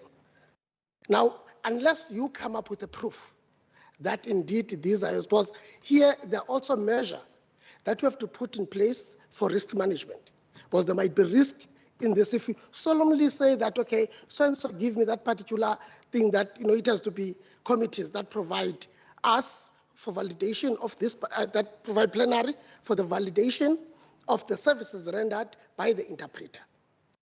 Yes, the issue of quality is the issue that we've raised, remember? And we've been trying to explore certain avenues to the extent that this year we had a meeting with our People's Management Unit wherein we're exploring also approaching UWC and possibly UCT, the language unit of them, so that they can provide us with probably their students in linguistics, especially those that are doing honors, and that they can be able also to provide us with an assessment of what is being, of whether are they really, when they're doing interpretation, because some instances I want to accept, and I've had, when you listen to the interpretation, it's not what is being said, sentences are not finished, there are a lot of gaps that are there. So we're working on those things, and these are the things that we're working to ensure that we resolve. I think there are questions that were not answered, but I'm going to take as you before speaker. So he indicated he wants to also talk. Thank you, Chair. Chair, when you asked where the budget falls for the interpreter, Mrs. Demele mentioned it deals with both committees and plenaries. So in my mind, and I must please be corrected if I'm wrong, this budget would then fall under parliamentary support. Okay. Yes. Please also correct me if I'm wrong. Mr. Stemele is the Director of Parliamentary Support. That is correct. Okay. So I would like to know who sends the invite for someone to say, Deirdre, I need you to please come interpret for us. Because if Mr. Cleopas doesn't send the email, and if Mr. Poggenpolza doesn't send the email, they're not necessarily going to know that the person has been invited to give interpretation. Now, I wasn't on the particular cluster visit, but I know one particular cluster visit where there were interpreters, and Mrs. Mele was also there. So we see the interpreters amongst us at the cluster visit. We have reports about the cluster visit. We have attendance records of the cluster visit. I don't take the attendance register of the committee with me. I give it to the procedural officer. So when members wanted for their particular political parties to tell their political parties, we did the work that you asked us to go do. We sometimes get pictures of the register, or we ask the procedural officer to just forward the documentation to us. And I don't see any reason why such documentation cannot simply automatically be submitted. Because if I ask my plumber to be at my house and he pitches up to fix the pipes, I'm not going to all of a sudden dispute whether the pipes have been fixed if the pipes are fixed. If someone else also saw the plumber at the house fixing the pipes, there's evidence that the plumber fixed the pipes. So I just need to understand why the invitation cannot simply automatically be recorded once it has been made. Why can the attendance register not be forwarded so that once the invoice comes, people know that this must be paid? Chair, I have an Airbnb. SARS asked me lots of information about what I do. I went to go buy myself a little invoice book for 30 Rand at Checkers. I went to go buy myself a little quotation book at Checkers for 30, 40 Rand, whatever. And I write it out so that if people want to come and deal with cash or whatever, you have a copy, I have a copy of my things. That little blue thing has all the evidence at the back. And I take a photo so that I can email it into SARS and everything, because they now have the online e-filing system that's more difficult. But if I can do it with a 60 Rand, with invoice book and a quotation book from Checkers, I don't understand how an institution with millions of rands is not able to keep track on whether or not we currently have interpretation in our committee. Thank you very much, Member Lecker. Thank you, Chair. We're almost in the end of our term, and only now we are experiencing issues of this nature.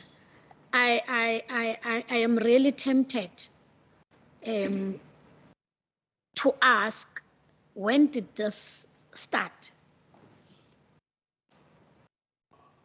And when did we notice that this was actually an issue that has been happening? And perhaps if we can ask Mr.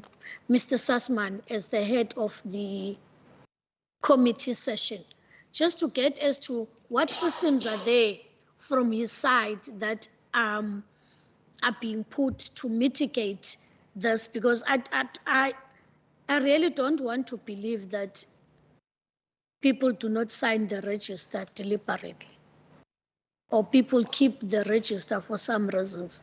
I want to know, because look, we want answers and we must get to understand, is it from parliamentary side? If the problem is coming from the committee section, then we must know who exactly. I think in Xhosa sithi uhambe dlala. Whilst you are being sent to do your job, you don't do your job, you do something else. Because I want to believe why at this stage, because someone did not do what was supposed to have been done. And can we really get an opinion from the committee section? When was this picked up?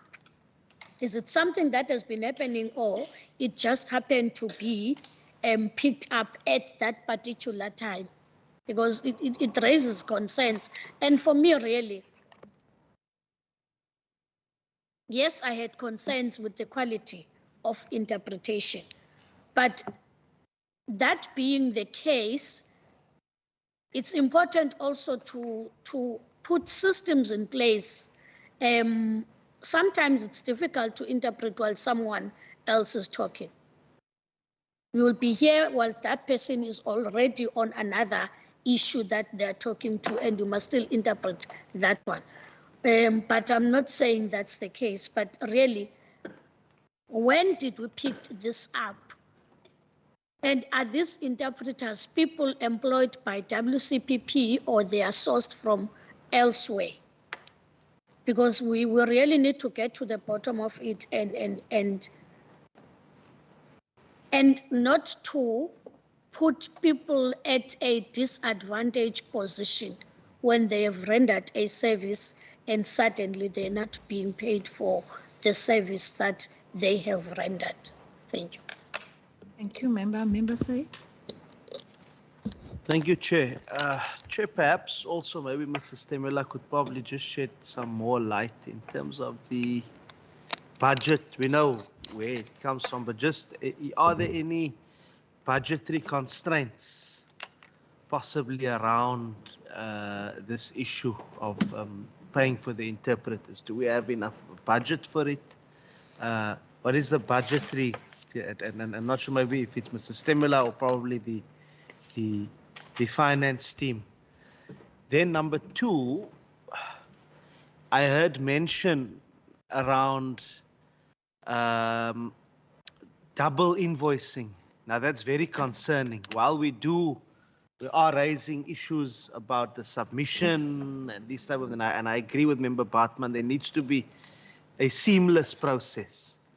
The problem in the state, and maybe because we represent people, citizens out there who speak to us on a regular basis, we tend to be simplistic, but we should not be blamed for being so-called simplistic as well, because there's just the concern is that there seems to be lots of red tape, but I understand that there must be systems in place. But perhaps we can find a point where it becomes a bit more seamless. But just on this concern, I heard about double invoicing. Now that's very concerning on there. I think there needs to be consequences, not only in terms of funds being recovered, but also in terms of those interpreters, if they are doing such and it's proven, they should not be contracted by WCPP, because that amounts to, fraud. It's absolutely wrong. The same thing as members. If members are found out to be doing double claims and wrong claims and this and that, and trying to crook the system, we know consequences have to follow. They must go to the conduct committee. They must be removed, all of these type of things. So I think similarly with service providers, but I just wanted to get a sense, what are the kind of repercussions in addition to looking at recovering of funds? But has any action been taken? Thank you.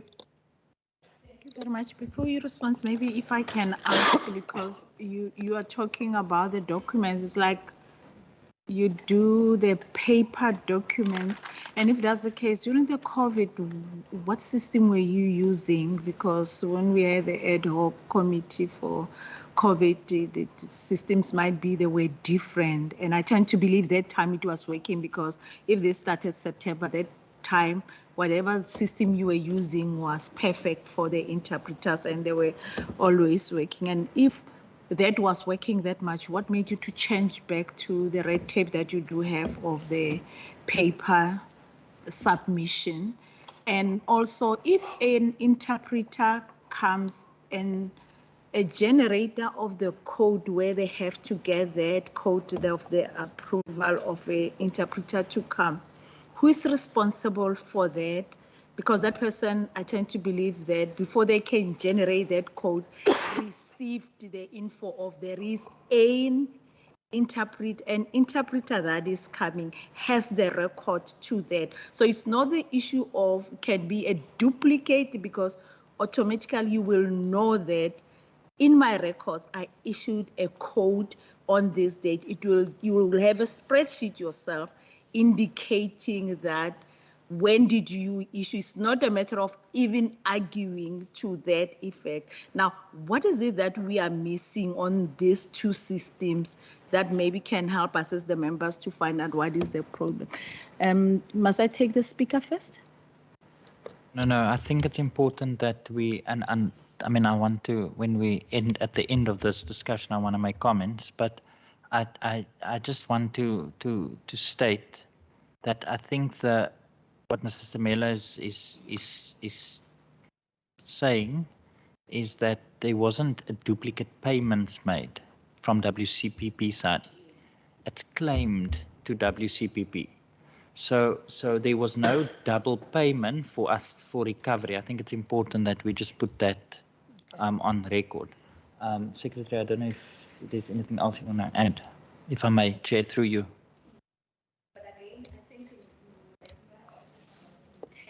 Yeah, no. I mean, I just wanted to put that on record. We'll respond to the rest of the comments and questions. Thank you, Speaker. Thank you, Chairperson, and thank you, members. So maybe just a few things, especially on the system of sourcing the service, confirming the service, and then paying for the service. Those three areas in terms of the work. So Chairperson and honourable members, although we might have picked up an invoice with a duplicate number of a previous invoice that was paid, from my side, I can't confirm that that would have been deliberately done, because conceivably the person providing the service could have gone back to his previous invoice, changed the details, and maybe just forgot to change the invoice number, because our supply chain and our finance would have picked up it's a duplicate invoice number, but I'm saying it might not have been deliberate by the individual to have done that. It could just have been an oversight by the individual and had not changed the actual invoice number. So in terms of the procurement of the service, the first aspect, and Mr. Stimele had spoken to it. So the services of interpreters are not sourced from one area only.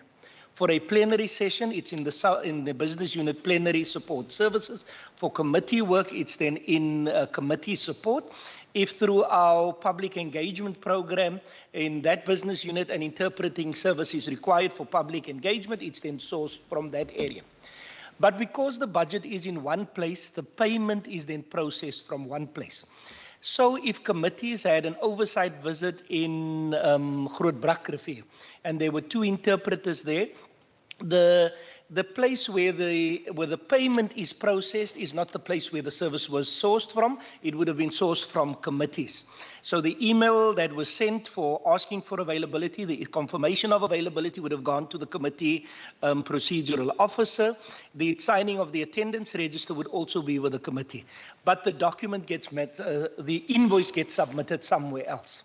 Now, the interpreter in that specific scenario would be the only person who has all of the documents in one place, because it would have gone to the same person, interpreter X. The request for service, the confirmation of the service, and then also the attendance register. And Honourable Said had used the word simplicity or simple.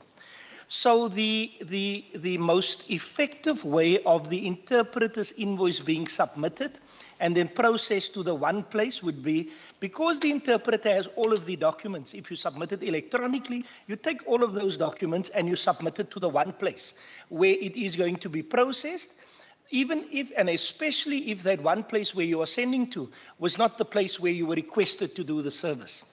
Okay, that speeds up on the time on the processing, speeds up on the time of the verification of the service and the invoice, and then speeds up on the time on the sending it to the payment section for that to be paid. Because this is what happens now if it doesn't come from the interpreter. The interpreter submits the invoice, only the invoice, to the payment section, plenary support services. There now has to be an engagement with committee support, and the procedural officer who would have been in attendance for that specific session might now be out on a cluster visit, so it takes now another day or 2 to get the email confirmation for the sourcing of the service, to get the email confirmation for acceptance, and to then get the attendance register. Okay, so by the time all of that information is then now delivered to the plenary support services, there now has to be a verification. What's on the invoice, what's on the, and that also takes up a bit more time. So if the interpreter, who in this case would be the only individual who has all of the documents required, is then the person submitting it to where the payment is being processed, surely it speeds up on the processing, firstly verification, and then the payment of that specific process. Because remember, interpreters are not paid by the PEO section. They don't process payments. It still goes to plenary support service. Interpreters are not paid by the committee section. that work, even if it sorts from the committee section, is also at plenary support service. So we are trying to assist the interpreters by saying, because you are the only person who has all the documents required for verification and for processing of payment, is it not then reasonable and to speed up and more simple for you then to submit all of those documents so that we can process? Because remember, there still needs to be a verification process, because as part of the exercise that Mr. Stimele and Mr. Nduneni has done, is they had gone through the supporting documents, they had verified. In some cases, no supporting documents were submitted. Where there were supporting documents, they would then pick up, but here's an error in terms of this interpreter saying that on the 8th of the 9th, 2022, I had done interpreting services for the Standing Committee on Economic Opportunities. But then there's another invoice that says again on the 8th of the 9th, in the same time slot, I had done interpreting services for the Standing Committee on Human Settlements, but it's one person in 2 time slots. Okay, and that is what some of the issues that then would have been picked up. I think there were specific questions. I think it was Honourable Lekker, maybe an Honourable Said, I don't know, I think maybe Honourable Bartman also, that had asked Mr. Stimele. I might have responded to some of those questions, but maybe just lastly, if we can ask Mr. Stimele if he has anything to add to those responses. Thank you, Chairperson. Thanks, Secretary. Chair, one of the questions that were asked by Honourable Said was that, is there an issue with the budget? We don't have issues with budget. We have a budget for the interpreters, and the budget is enough, and we don't project any over expenditure. Everything it's okay. It was just these particular issues that we had that we're working and journeying with them in sorting them out. I think maybe the question that I may ask also is, what are the options of having a team of permanent translators that you can develop versus if you have them outsourced and having to go to university to get and hire the services to come to upskill them? When you compare them, will that be costly that you can't have the people that are working? Because anyway, we need interpreters all the time. It's one of the standard of operations. Is there any opportunity that we can have something like that in this, or it's no-go area? Secretary? Chairperson, it's not necessarily a no-go area, but the question is, what is the cost and what is the benefit? Okay, because some of our work are cyclical. So when Parliament goes into recess, let's say December to somewhere in January, okay, in some cases there might not be the opportunity for the interpreters then to exercise their trade, if I can put it that way. The question may not just have been asked here. There might have been other places where similar questions have been asked. Why don't you insource services instead of contracting services from outside? Sometimes the insourcing of services actually costs you more than getting a provider for that service, because firstly, if you insource the service, you are dependent on the individual that is on your establishment. If the individual is not available for valid absences, you then have to make alternative arrangements where if you contract for that services from contractors, the contractor is then responsible. So for example, we have a database of interpreters.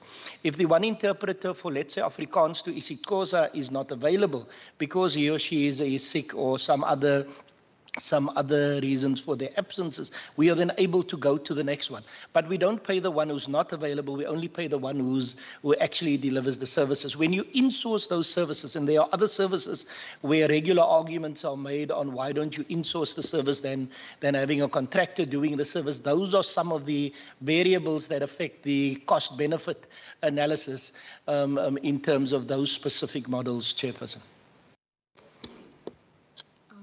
Thank you very much. But I think sometimes it is a challenge, and I've got the experience. I think I'm one of the committee that have to try and test the systems without me planning for that, but it happens. We had a standing committee of human settlements and we needed a sign language. And for that day, it was just Termakar, and we had an official that had to follow what we are doing. And didn't happen because of, I had to apologize on behalf of WCPP, and that was not my doing. So sometimes we have to also say, It can be that you look at the cost, but to what an extent are we going to look at the cost and not to give the services that we say we have to give? Because if this is for the communities of Western Cape, it has to be about the communities of Western Cape, and we have to sit down and look at what is it that we can do to accommodate the needs that are there, because that is not a luxury.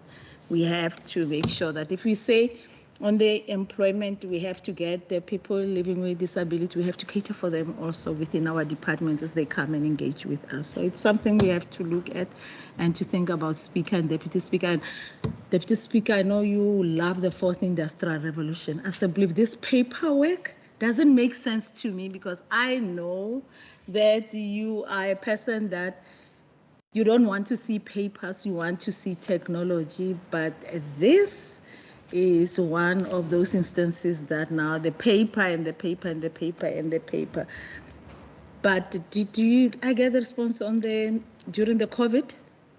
What were you doing to make it work? Because this September thing is after COVID. How were you doing this with the interpreters? I didn't hear the response to that. Chairperson, I think the service of the sourcing and payment of interpreters during the COVID period was in the area of our knowledge management component. So I don't know if Mr. Bapu perhaps has a response as to how.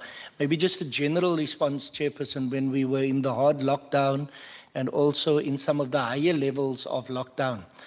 Some of the practices of the WCPP had gone, and members may also have experienced it in terms of their claims, where documents were submitted electronically. And payments were then made based on that electronic submission of the documents. I don't think that the system currently does not allow for the submission of electronic documents and the payment thereof, because we have digital signatures that we also use for the processing of documents. But I'm just going to ask Mr. Babu, maybe if he has a response to your question about how the documents were submitted during the COVID period. Thank you. I think, it's processing interpreter invoices takes an inordinate amount of time. I think in Mr. Stumeli's defense, I think the line function does take a bit of strain, and you can't allow that your core responsibilities are compromised for processing claims. So yes, the manual processing needs to be addressed. There was, in consultation with IT, over several engagements, a system was developed, but unfortunately, as we didn't implement it. I think that the way it worked is that it required working late hours, weekends, to ensure that it works.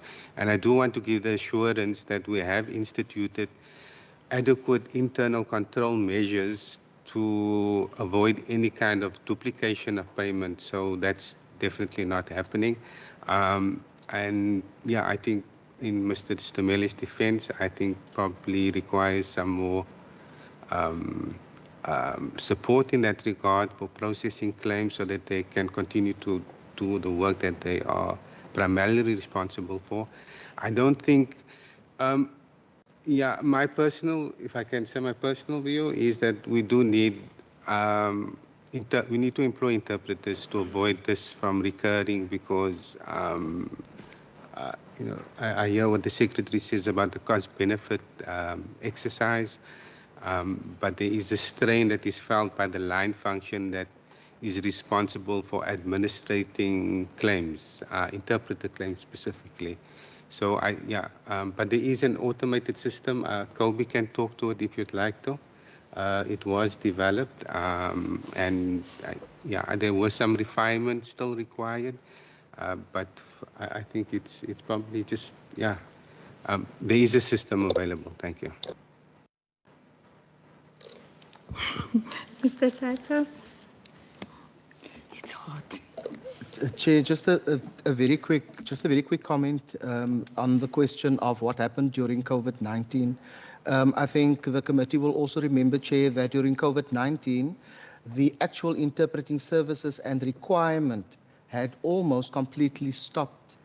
We had actually required, because in the virtual space at the time, we could not do the interpreting part of the work.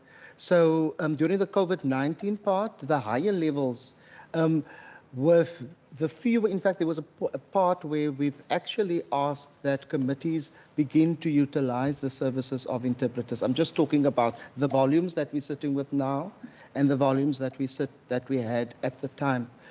But Mr. Babu is correct. There is a system that we can discuss with Mr. Stemele again to see to what extent that can be utilized. The issue around duplication is not new, Chair. There have been previously those kinds of claims, which we have also blocked and prevented people from claiming twice. Now, it could be, as the Secretary is saying, it could just be by mistake. So I just wanted to mention that as well. Thank you. Mr. Titus, now you're taking me back. And I thought we are making progress. No, when you say during the COVID-19, when I was saying, if you interpretation Afrikaans, press that and press that, we didn't have the services that time. Chair, initially, during the hard lockdown, we did not have that service. That was a service which eventually evolved, but it was not something that we could replicate with all of the interpreters right from the get-go. So with that, as well as the oversight visits and all of those which had been curtailed, the requirement for the number of interpreting services as we're sitting with now is not the same. That is all the point that I wanted to make. Member Lecker. Thank you, Chair. I think, Chair, we need to move away from a system that complicates our work. We need to cut down on the red tape. And the issue of the red tape was part of the speech of the previous Premier, that the Western Cape is going to do away with the red tape. But I see ourselves continuing in that direction. And I want to suggest that perhaps we streamline all of this under one section or under one unit. If the committee section does something and the other section does not have, it really needs someone to put heads together and decide exactly which section is going to deal with this issue of invoices and, because we're forever going to discuss the same thing. We've already said the invoice, the register and the invitation comes from WCPP, but now we hear that the invitation comes from Parliamentary Support Services and not from the committee section. Let's streamline all of that into one section so that we avoid all of this from happening. Or otherwise, if we continue in the same trajectory, we're going to find ourselves in the same place, stagnating without moving further. Thank you.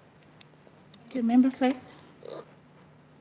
Chair, could I possibly suggest that as a way forward, because there's many other items also, and the responses are soliciting further very critical engagements.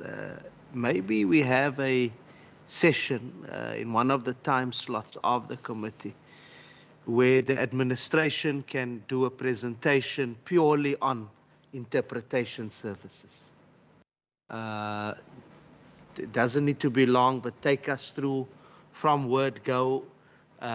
All of these questions can also be addressed. I just want to propose that. Thank you. We'll talk to that in the to group them in when we do the resolutions and to see what are the other ones. But I think that also the guide will be on the document that we requested on the services that we have chosen, and we'll check what is it that we can group together to look at that. But we'll do that during the resolutions. Members, I think we have exhausted that report, and it's 11, so I'm standing between you and your body break and a bit of coffee or a bit of ice, because it's hot in here. So so if we can take a break for how many minutes? Can we take 15 minutes break, and then we'll come back after 15 minutes, which will be 11:15. Thank you very much, members. We'll reconvene at 11:15.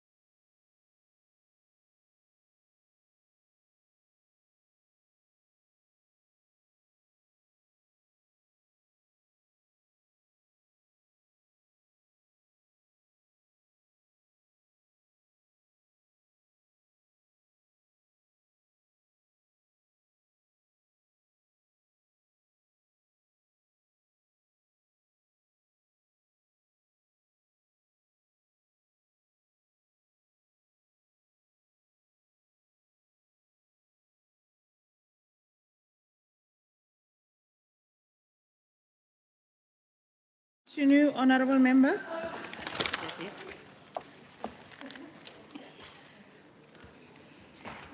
We are, honorable members,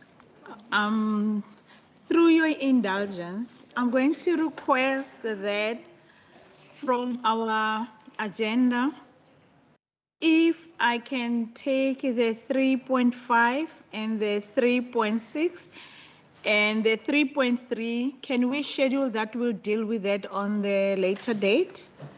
And now we'll continue with the financial statements and the service level agreement for the user asset management plan. Is that?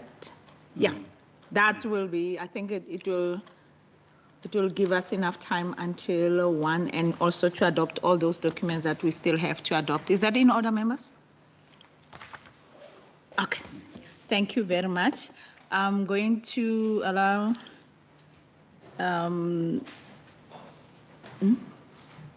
okay, for us to continue with the financial statements. Over to you, sir. Thank you, Chair. Chair, through you. Is there echo? Through you, hand over to the CFO.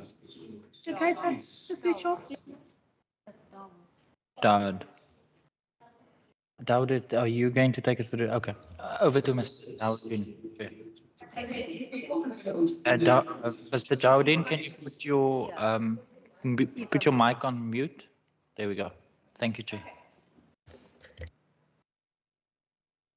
Through your Chair, and apologies for that.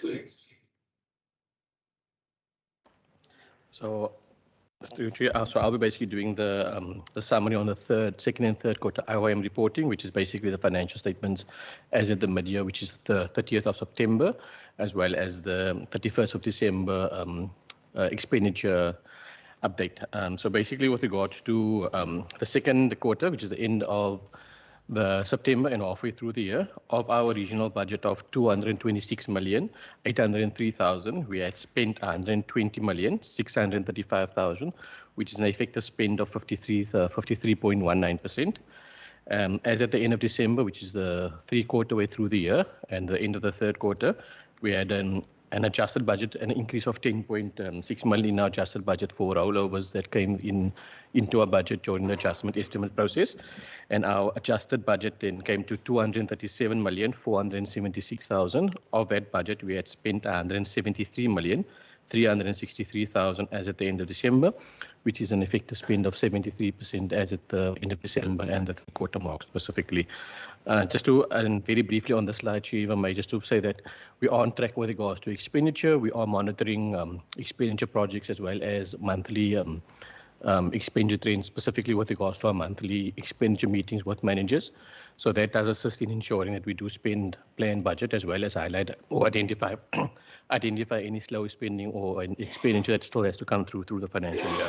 So just to touch on that specifically, we are on track with regards to spending our budget as planned, and we do have contingencies with regards to any projects not happening and ensuring that we have plans for the expenditure for that particularly.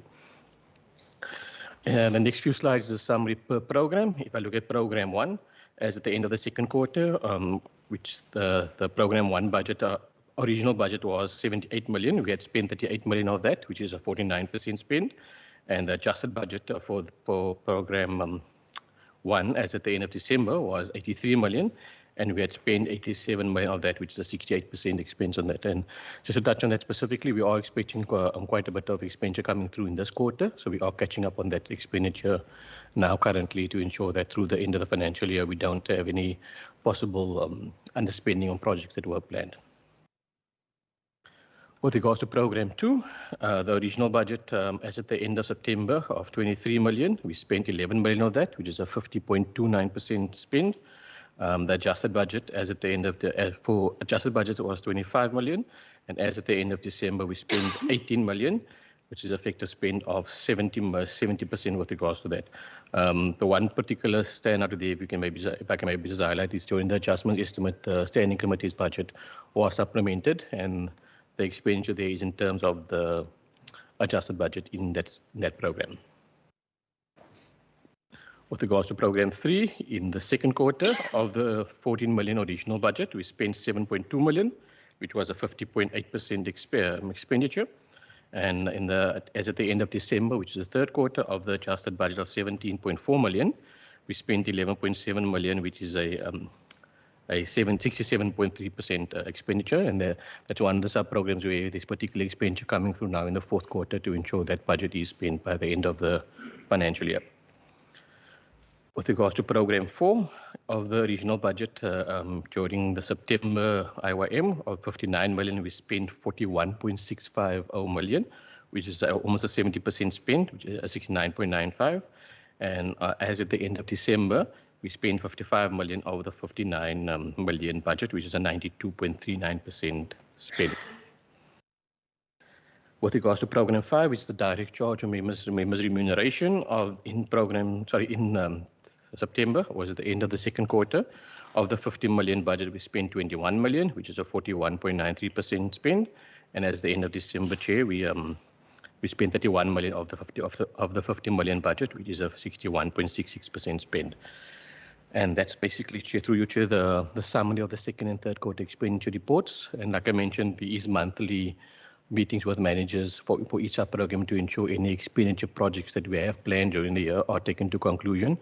If there are any under-expenditure or funds that we're not going to be utilized, we do during the adjustments estimate, or we had during the adjustments estimate process identified where such funds can be utilized to ensure we do have expenditure for those fundings as at the end of the year. Thank you, Chair. Thank you very much. Members, I'm going to open up for questions. Any question? Member Lecker and Member Bartman, in that order. Thank you, Chair. Just one quick one for now.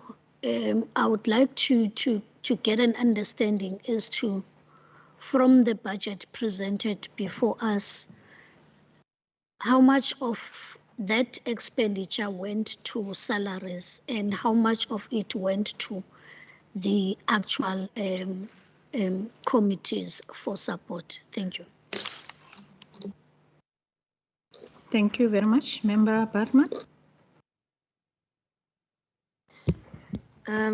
Firstly, Chair, through you, and actually through the Deputy Speaker who chairs the Chairperson Forum, I actually think that the chairpersons and committee staff must be commended for the fact that they are achieving on track the expenditure, despite sometimes receiving pressure that maybe we're not spending enough or maybe we're spending too much. But I see in terms of the actual figures in the report, the spending's on track. But my first question is on slide 5 under public education and outreach. So the original budget for public education and outreach for the 2022-2023 year is 4.3 million. The expenditure as at September was 2.5 million. The adjusted budget was then increased to 7 million, which is a 3 million difference, which we clearly saw in the last year's adjustment budget. But the expenditure at 31 December at the moment is 3.9, which is still a little bit less than the original budget in the main budget of 2022-2023, which brings that expenditure to 56%. At my assumption is this is the third quarter, 56.35. So my concern is the 3 extra million was asked for. The adjustment budget was passed in this House. How are we going to get to the expenditure of that extra 4 million? Where's that 4 million going? Because we haven't even reached the main budget amount yet. Then on page, I wrote it on page 6, but I'm not sure if it relates to page 6. But I was, if Mr. Jawadin, if you could maybe just assist me with, where do donations that are to the WCPP or facilitated by the WCPP, where in terms of line items do those fall in the budget? I know in departmental budgets, I always see them in annual reports and scope and so on, but I don't know where to find them in WCPP. Thank you. Thank you very much. I think maybe from myself, it will be the public, I think I'm listening to the question of Member Lecker. On the public education and outreach, the amount that is there, I know that it excludes the salaries attached to that department or to that line. So if we can add the total of, maybe if it's possible, Mr. Jawdin, if you can add the total of the salaries with the operations of it, the total amount, it will be how much? And that is all from me. Can go on in responses. Through you, Chair, May. With regards to the first question from Honourable Member Lecker, with regards to, let's get to that quickly. I better remember that now.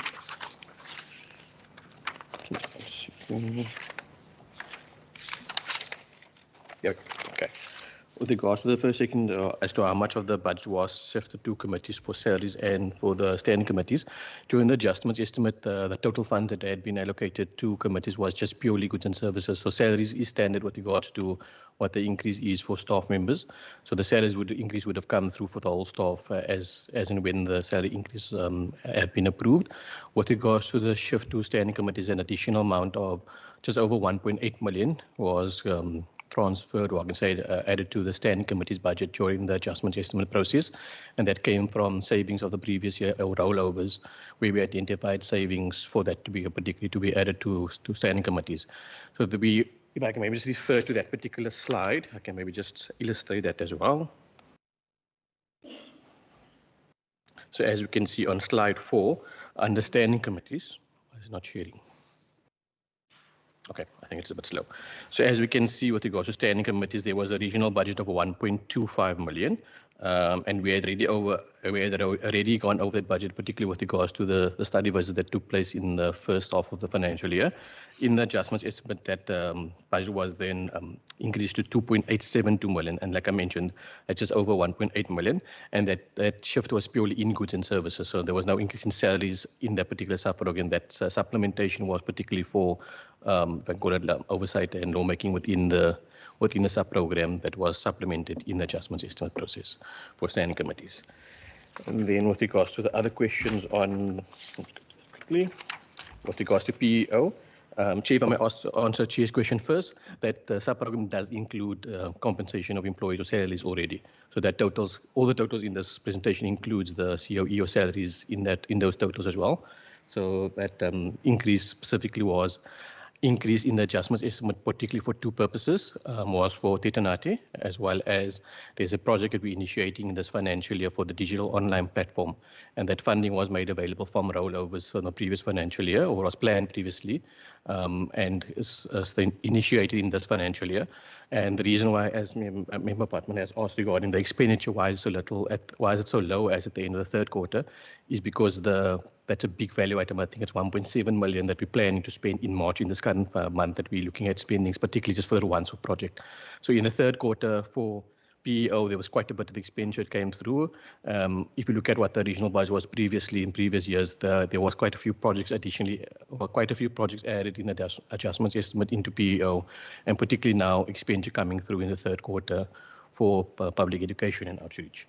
With regards to the question on donations, we wouldn't have donations specifically, but when we do disclose it, that will be disclosed under our revenue. However, particularly if you look at what we have received, it's not in the business of receiving these donations or anything as such. There was obviously a project previously which was in our register for, we have a register for gifts and donations as well, where we would then disclose any funds received or any gifts received, particularly of a material nature, in the annual financial statements. But if we had received donations, that's a funds of a revenue source, which then go into our revenue disclosure in our financial statements, Chair. And I think that was it. I'm sorry, I didn't hear. So on the public education outreach, the allocation, you say it includes the salaries. So in percentage for that amount, how much it goes to the salaries, and then how much is the operations of the and you talked also about the project, initiating another project that also there is allocation to it. What? You chair the digital online platform. I think Sunil could possibly give some more feedback on that. Okay, I will appreciate that. To the percentage? I'll get the information in 10 seconds. I just want to get it from our side.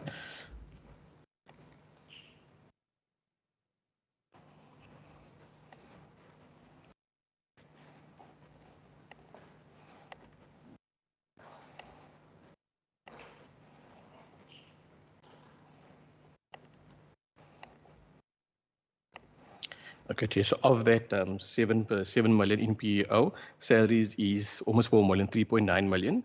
And goods and services, particularly for PEO, comes to a total of 3 million. So for about 4 million is salaries and 3 million is for goods and services.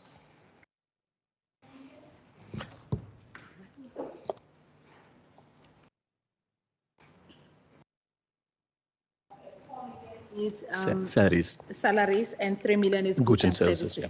Okay. Chair, sorry, you asked a question about the project. Yeah. Can I go? This is actually a project that was conceptualized at the beginning of 2019, but with COVID and procurement challenges, we had experienced substantial delays. We went out for requests for quotations, and it came in above the tender threshold. So we have now had to go out on formal tender. So the value of that project is 1.7 million. It's a phone app. It's a digital engagement platform for members of the citizens of the Western Cape province to connect with Western Cape Provincial Parliament. So of the 3 million that public engagement has, or public education and outreach has for operations, 1.7 is actually for that project. So the actual operational expenditure for PEO is only 1.3 million. And like David indicated, we're at the bid evaluation process. So that spending of 1.7 should come through. Thank you very much. I just want to understand now, what is the difference between the communications, stakeholder management and communication services to that project that you are implementing? Because to me, it sounds like it's a mechanism of communication for the communities to us.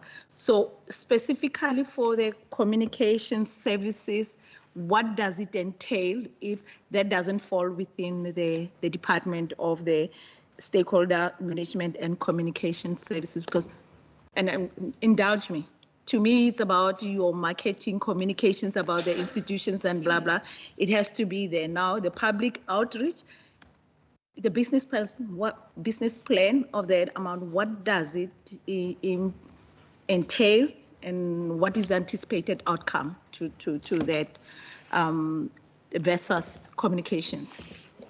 Thank you, Chair.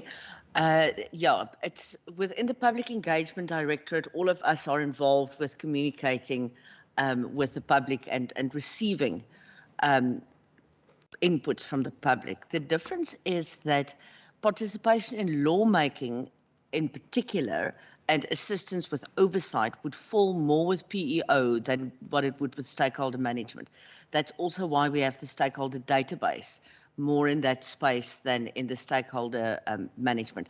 The idea with the digital online app is that we could solicit inputs on bills in front of, that committees are dealing with, as well as to get matters of public interest, such as submissions, digitally. So that's all the things that PEO is currently dealing with.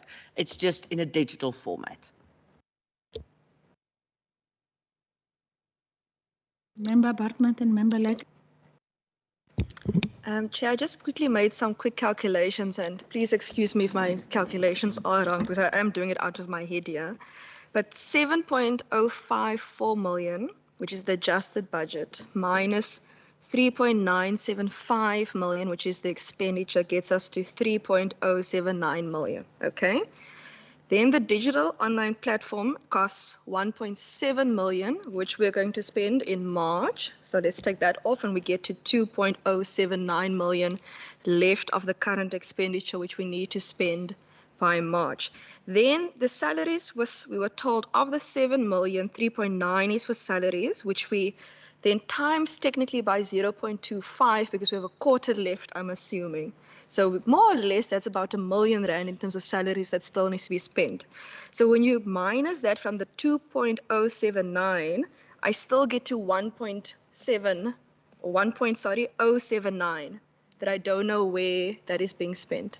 So is that being then spent on the Teta Nati? Because the two things that was said was there was planning for Teta Nati and the digital online platform from previous rollovers, phone app, March, etc., etc. So I just want to understand what is then happening with the extra R1 million before the end of March. Thank you. Through Chair, if I may.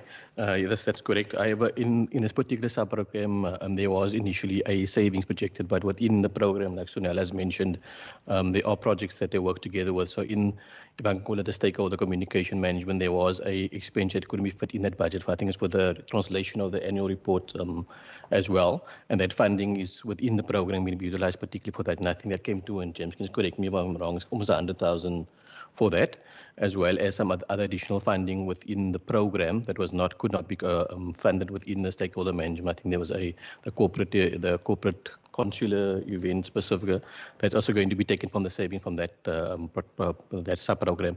So the member is correct. Initially, we were showing a saving on that sub-program, but funds for that has been earmarked to be utilized within the program elsewhere as well.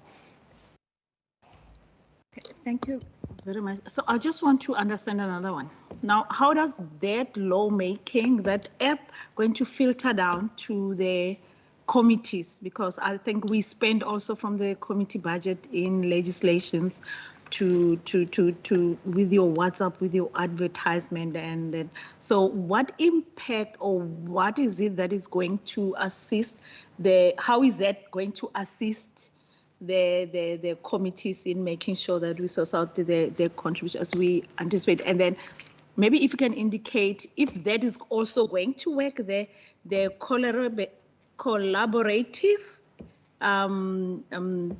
working together with the committees, how is it structured now? Because I tend to believe if now we are going out with a tender, already there is the SOP that is there for how is that going to contribute to the committees. Thank you very much, Madam Chair. It's in the same way that we envisaged the stakeholder database, making the work of committees so much easier, so that we from one point can quickly and easily, with a click of a button, communicate to a lot of people, get the information collated and provide it back to committees. Same as what we're trying to do now with the social media advertising. But I think what would be most helpful is if we provide the committee with an outline of the platform and how it is envisaged that it would work.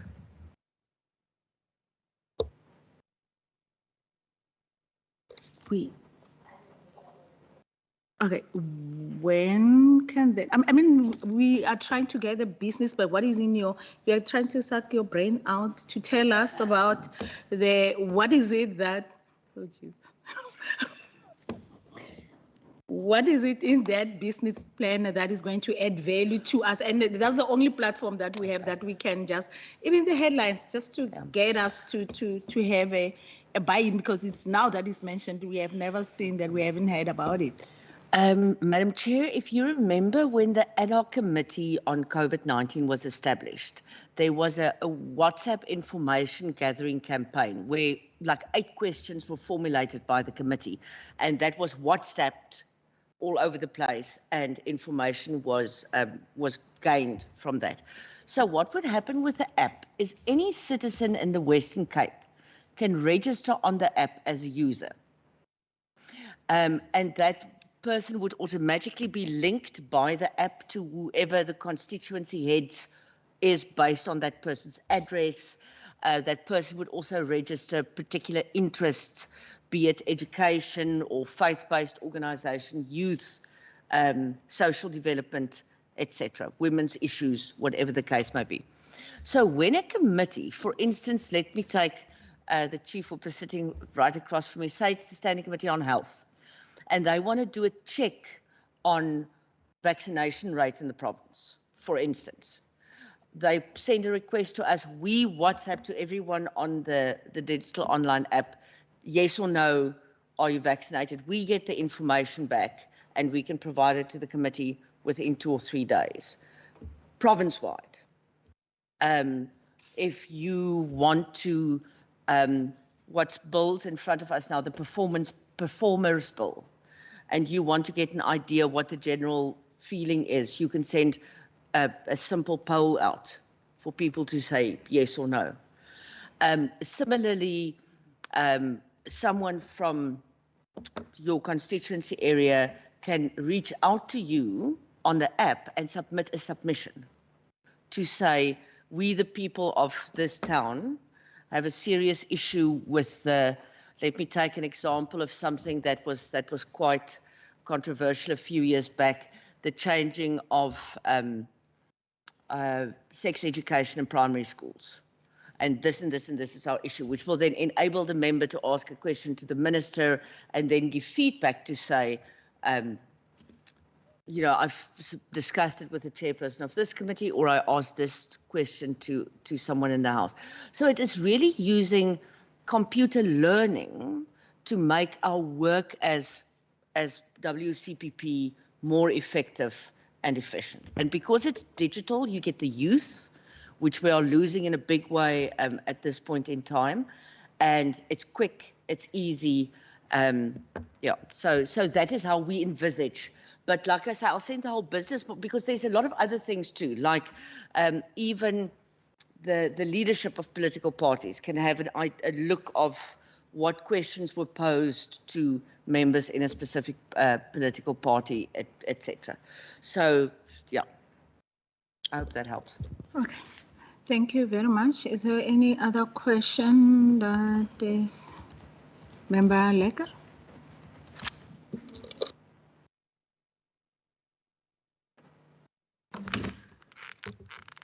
I'm trying to create something out of my head.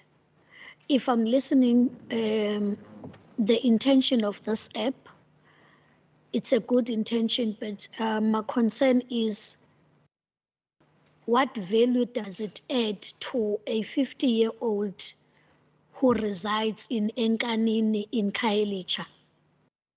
That same person who does not have a WhatsApp, or even if they have a WhatsApp, they don't have an ability to log into apps and register. Because one of the fundamental reasons why learners or parents are not able to successfully apply for their children to get schools in the Western Cape is primarily because of their inability to use the app.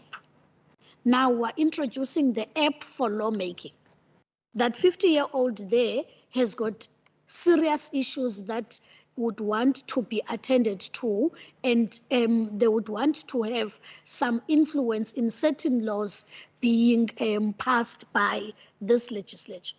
But because they are unable to use the app, they won't be able to make their own contribution. Now, I would like to get an understanding as to what else. I know we're in the 4IR, but what else is there for Unozamile, Ekraaifontein, Wallastin to contribute towards lawmaking? Because that's why I find myself struggling. Some people would want to participate in this, but their phones are so cheap like mine. They are unable to log into this app and. So really, I'm concerned to what extent are those people able to participate meaningfully there? Because I'm sure if they do participate, it would be a particular community and not the rest of the people that they don't have, because we know we have the haves and the have-nots in this province. Thank you. Thank you very much. Thank you very much, Madam Chair. Honourable Lecker, we have no intention of taking away the traditional methods that we have employed up to now. We're not going to do away with public hearings. You can never do away with the in-person discussions and the engagement that we have with the communities. So the same traditional means that we had employed in the past, we will continue doing. We're doing this as an augmentation of those processes so as to catch those people that we are now missing. So we won't lose the aunties and the people who are in the rurals. As a matter of fact, that's why we are looking, or we are busy in the process of the whole issue of reverse billing, where it will not use data from anyone accessing anything on our website, whether it's watching a sitting or a committee meeting or participating in a public hearing virtually. Exactly for that reason, that people don't necessarily have the means, etc. But what we have found increasingly, and that was also in discussion with the IEC because they're experiencing the exact same problem, is that we are completely losing the youth. And with that, I'm talking about anyone under 25. And whilst this will catch those, it will also catch a big portion of the population. But we will definitely not let go of the traditional methods that we have used over the years. Thank you very much. I think from my side, the question will be, we are not going to remove the old system that we've been doing. That is a plus. But now, who's going to be accountable to check, to do check and balances of that engagement if it's working? And maybe if I can ask you the question of the best practice, where have you seen that working? And that now you say you can implement that. And listen to what a member Lecker is saying, that we have a percentage also of the rural areas, much as it's a minimum, but also contributions from them will be. Now, as you are the public outreach, definitely when you introduce something, there must be another something best practice that you are going to implement, acknowledging the rural areas. Now, how do you go about to do that? Or unless if your target market for this one, it will be only for the youth, and maybe you have another system that is in place to improve, like when we went to Grootbrakrivier. I think that's what she's trying to find out, that what are in that business plan. Definitely, if your focus was just the youth, then in Cape Town, or in the few that are in George, in Knysna, and it will make sense. Then it doesn't erode the other responsibility. But when I come as a chairperson, who should take accountability of having 4 members in the public hearing, when I've got the committee that is responsible and you are also responsible to a certain extent? Thank you, Madam Chair. With public hearings as opposed to cluster and committee oversight visits, we are collaborating and thus duly responsible in any event. The app is not targeted exclusively at the youth. I mean, I can't think of anyone I know that doesn't have an app. Even my mother has an app on her phone, and she's quite old. It might be more prevalent amongst the youth, but it's not aimed at the youth. We are looking at promoting, once the system is up and running, through all our public education and outreach workshop and all our WCPP other activities, including social media, getting this up and running. The app has quite substantial reporting facilities. So we would be able to provide reports to the speaker, deputy speaker, on a monthly basis as to the usage, the uptake, what value we are getting. We'll be able to give reports to the committee chairpersons as well. So there are checks and balances for us to see to what extent this is working. Before we even embarked on this initiative, there was quite a lot of research that went into this. There is already an online version of this for government. And I know that we attended the launch in Woodstock, but I'm not 100% sure what the name of the website is, where you can actually directly contact your councillor. You can click on it, you can give your address, it gives you your councillor, you can directly. And I think that's a national initiative. Botswana has a similar system called Botswana Speaks. The Parliament of Rwanda has a similar system. The Scottish Parliament has a similar system, and they have reported massive successes with public engagement using that. Yeah, so as far as accountability and reporting, that is definitely part of the business case and the business concept. Okay, Member Lecker. Thank you, Chair. Chair, maybe this one is more of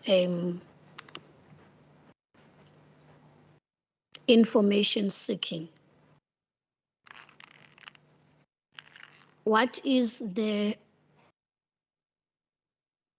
difference or the role played by the communications department vis-a-vis the PEO? I'm asking this because the last time I checked, PEO staff members would go out even on weekends to educate communities or sectors about how parliaments work. Now, is there a synergy between the communications department and PEO? And if there is, in instances where PEO, that's another question, PEO staff goes out and do work over the weekends, what is a form of compensation? Are people being paid overtime? Because I know when I worked for government, I always liked working overtime and weekends because there's an extra income that I will be getting. Now, are they getting remuneration, or what form of compensation are they getting for having worked weekends or overtime? But there's that other one, the first question, where I'm seeking clarity in terms of knowledge as to what PEO does and what communications does. Thank you. Thank you very much. Thank you. Thank you very much, Madam Chair. One of the things that we always pride ourselves on in the Directorate of Public Engagement is that we work as one big team. Whilst we are different sections within it, we've got one goal and we pull together so that if it is the opening of Parliament and SOPA, you will see the PEO team and the stakeholder management and communication team working hand in glove. When you have a public engagement initiative in Oudtshoorn and George, you will see the stakeholder management and communication people there as much. So there's a lot of mutual support. Also a lot of support of, for instance, the public education workshops by the communications team in terms of social media exposure, etc. So there's full-on synergy. In terms of the fact that the public education and outreach team often has to work outside of a normal work week, we have 5 people in that section that can actually conduct workshops, and we have to cover the entire Western Cape province. So that means that there is extensive traveling throughout the province, unfortunately, but I mean, but the people are very committed and dedicated, and they also knew that this is what the job would entail. What we do is that if because we also understand that you can't necessarily have a school workshop in the week because the kids are in school or whatever the case may be, people are at work. If there's a public education and outreach workshop on a Saturday, I don't necessarily expect that person to be on weekend to Sunday and back on Monday. So we compensate with time. So your weekend might be Sunday, Monday instead of Saturday, Sunday. There's no compensation for overtime at this point due to budgetary constraints, but we do make a quid pro quo provision in terms of time. Chairperson, if Mr. excuse me, Mr. Titus can maybe also explain the thresholds in terms of the legislative and regulatory frameworks regarding overtime and how staff in the WCPP either meet that threshold or exceed that specific threshold. Thank you. Thank you, Chair. The Basic Conditions of Employment Act does permit for overtime, as the member has correctly identified. but there's a threshold that the minister every year identifies as the minimum threshold for overtime to be paid. All of the employees within the Western Cape Provincial Parliament has exceed the limit and the threshold that has been pronounced by the minister, the national minister. What I do want to say is to reiterate the point that Ms. Forshia has raised, that we recognize that when people work beyond the kind of working hours, that we need to recognize that we can give commensurate time off for the time that people, or make an alternative working arrangement that accommodates that. First and foremost, Chair, the program of the WCPP takes precedence. We are the support of the program and the members of Parliament in executing their mandate. So it cannot be that we are not flexible as the support to the to Parliament around our own working hours. And so that broadly explains that aspect. Yeah, that's all from my side. Thank you. Thank you very much.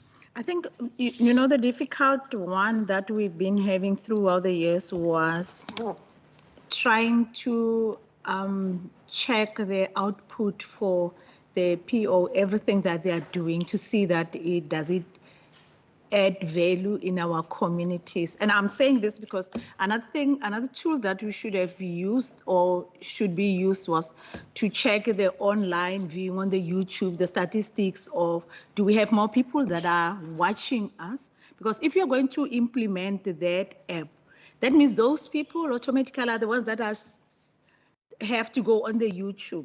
But the statistics, when you look now, it doesn't talk to what you want to implement. That's why I was asking the question of the best practice. Where did you see that working, and how are you going to sell that? Because also, like Member Legar was talking, the communications also department needs to assist for the YouTube, because we are on that fourth industrial revolution. And if we are saying that we want to work 3 days only in Parliament or 2 days only in Parliament, it has to talk to, we have to go that direction. But now as the members, when you look at the YouTube, if you can go and check out, you'll see that it's fewer people. There are very few people that are not interested to watch. And that's where you come in to say, what is the issue? Why they don't want to listen to us as we talk about the issues that have to do with their well-being or that can add value in their communities. So the PO to me represents that, and we haven't had a tool that really can talk to that, to give us the dividends of that engagement. And we are trying very hard to find that, if it's possible that we can find that. But I think that from me, that will be the comment that maybe I'm throwing it to you, that we need to see something that really says there is a value to people going for the weekends, and who has to be told about the Parliament. Why a lot of people, as we go for an oversight, they still ask us and say that, what is Member Juju saying? That means they don't know there is a provincial parliament. They think we are in national. And you have to explain. That's us doing the explanation. We have PO, we'll find that it was in Ozorin, but a person in Ozorin asking me the same question, where I'm expecting that I invested money in. They need to, paying dividends, they need to know that we are in existence. Member Lecker? No, thank you, Chair. You know, Chair, people get innovative because there's a sense that somewhere out there, there's someone who needs the service. But I'm worried with the amount of money that we're utilizing, as you already say, for a particular sector, which at the end of the day, we don't really get a value for money. And I really feel that we should, as you're saying, see if perhaps we are getting what we would have wanted to get, the outcomes is as anticipated. It's never going to be easy. Maybe for the first time, we may not see the desirable outcome, but going forward, we will. I would want to perhaps suggest that we don't really take it as a project in full swing, but maybe do a pre-program just to see how far we can go with it. Do we really need to go through with it? Because there's so much money that could have been used elsewhere. Yes, I know there's a policy that says one can take time off. But are we being honest to say you can always take time off for having worked extra hours? Don't we see a need to compensate people financially for having worked overtime? Because going forward, we will find no people who are willing to work overtime when they were employed to work from 8:30 until 5 or 4 o'clock.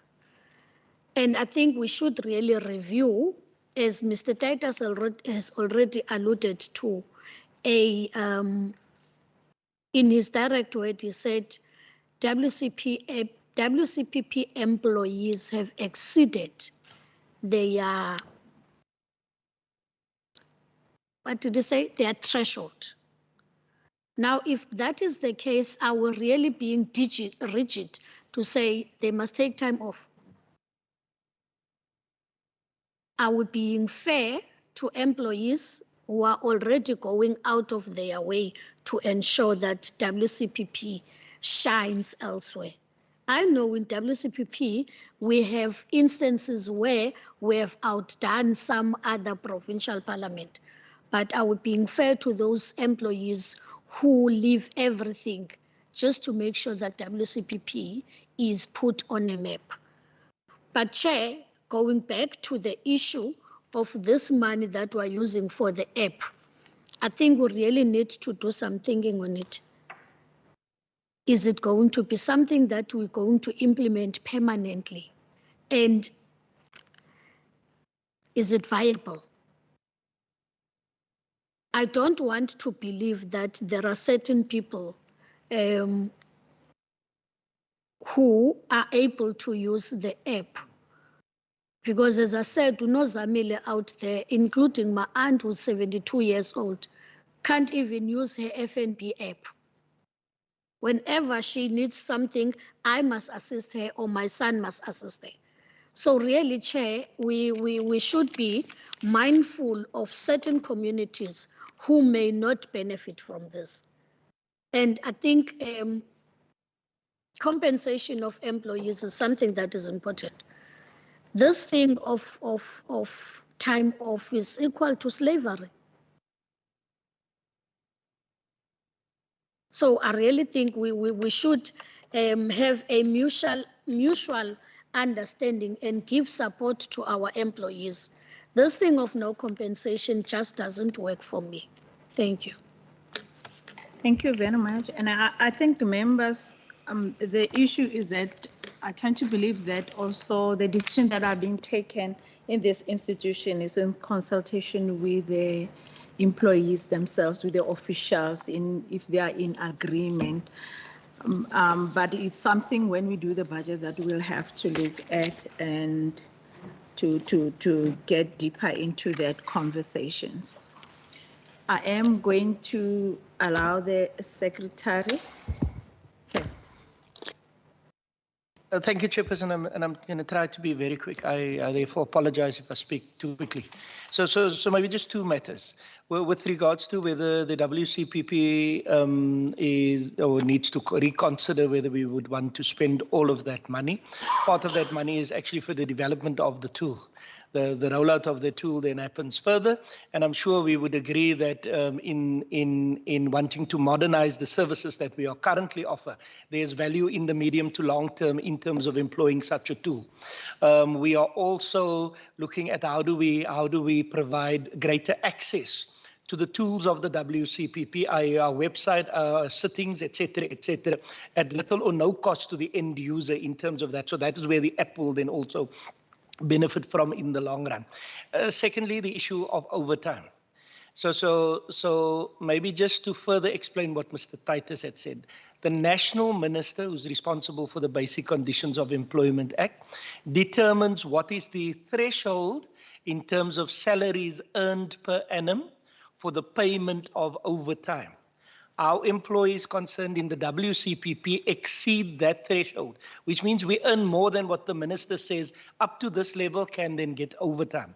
There's another variable that we need to add to the conversation. Since COVID, the WCPP has moved to a, let's say, a hybrid way of working, where currently it's 60% in the office, minimum 60% in the office, and then 40% could be at work. So in a work week of 5 days, a minimum of 3 days in the office, obviously dependent on operational requirements, the employee would be in the workplace, and then the 40% could then be working from home. So if committee meetings, for example, is hybrid, the employee doesn't have to be in here. The employee can also assist by being online virtually in terms of that. That also then allows for some flexibility in terms of us not managing the hours in attendance of the employee, but the output of the employee during that hybrid. Because obviously, if I'm working from home, as the secretary, I would not want to see an employee logging on at 7:30 in the morning and then logging off. I would rather want to see when the employee had logged on, did I get a full day's value from that employee, whether it be committee coordinators who then finalize their reports for the previous week's cluster visit, for example, and submitting it on time or in advance. We just need to be clear on the various mechanisms that is currently being used in terms of, firstly, remuneration, the limits being provided for in legislation, but also the working model in terms of the institution. Because, for example, if I am expected to do as a PEO officer on Saturday, being the 5th or the 4th of March, I'm expected to do a PEO workshop. And the Friday is the day that I am working from home. I'll use that Friday as part of my preparation for the workshop on the 5th, not being physically in, but that then also allows for the flexibility of time off also as part of the current working model of the institution. Thank you, Chairperson. Thank you very much. I think we exhausted the questions from there, and then any other consideration, it will be on our resolutions. Honorable members, let's take the last, I think we have about 45 minutes. I tend to believe the service level agreement of the user asset management plan, we can take that one and leave the others. Or do you want to take the farm plan now? Because I don't think 45 minutes will it be suitable? Sorry.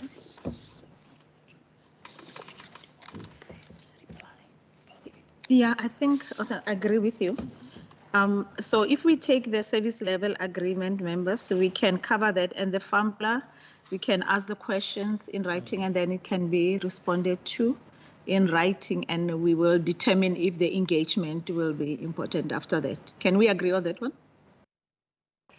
Your silence is you agree with me. So we'll take the service level agreement. Are we engaging, or the same applies to it in writing? In writing. Okay. Silence means you agree with me. So we will schedule the meeting for the members facility guide and the capacity building for members and capacity building opportunities. With that being said, Speaker, any last word before we chase you out? Thank you very much, Chairperson. Just from my side to the members, thank you very much for the robust and critical questioning. I think it's important that we have these open, frank discussions, and where we can fix, we fix, and where we disagree, we disagree. But thank you very much for the manner in which we could have this engagement, the respectful manner. there's obviously lots of suggestions that's being made, and I can give you my assurance that it's not just suggestions being said here, but that we will definitely look and see how we can better the current systems, and if there's need for change, that we will consider those. But also, Chair, that the recommendations, as also the commitments I made earlier, if we could please just get that as recommendations from the committee, and I'll make sure that we submit those. Yeah, and then just on behalf of, from my side to the team, thank you very much for today. It's my first engagement with the parliamentary, with WCPP in this setup. But thank you very much for your support and for the work that's being done and that you continue to do. Thank you, Chair. Thank you. And again, from my side, I think I can always ask the Chief Whip on behalf of the committee in thanking the engagement. Over to you, ma'am. Thank you for putting me on the spot there, Chairperson. But as my first, I think one should be very much grateful for as the speaker said, for the robustness and the manner in which one can engage. And I think it's not a matter of us being satisfied, but that just amplifies the role that we perform and who we represent. So as a first, it was very much of an, as I could put it, as an eye-opener, but a very, very good experience, and that says a lot of the Western Cape Provincial Parliament. Thank you very much. Thank you very much. With that being said, thank you very much to each and every one of you and for being with us. But I did give you something to eat in the meantime, so you can leave us so that we can do the resolutions and recommendations sent to you. Thank you.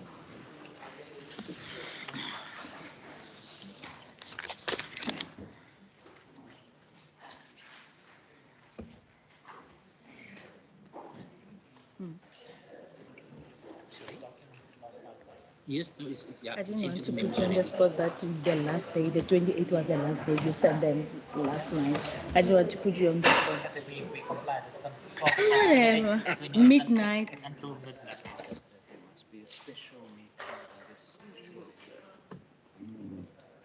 Members, I'm going to allow you, okay, the document that you want me to read.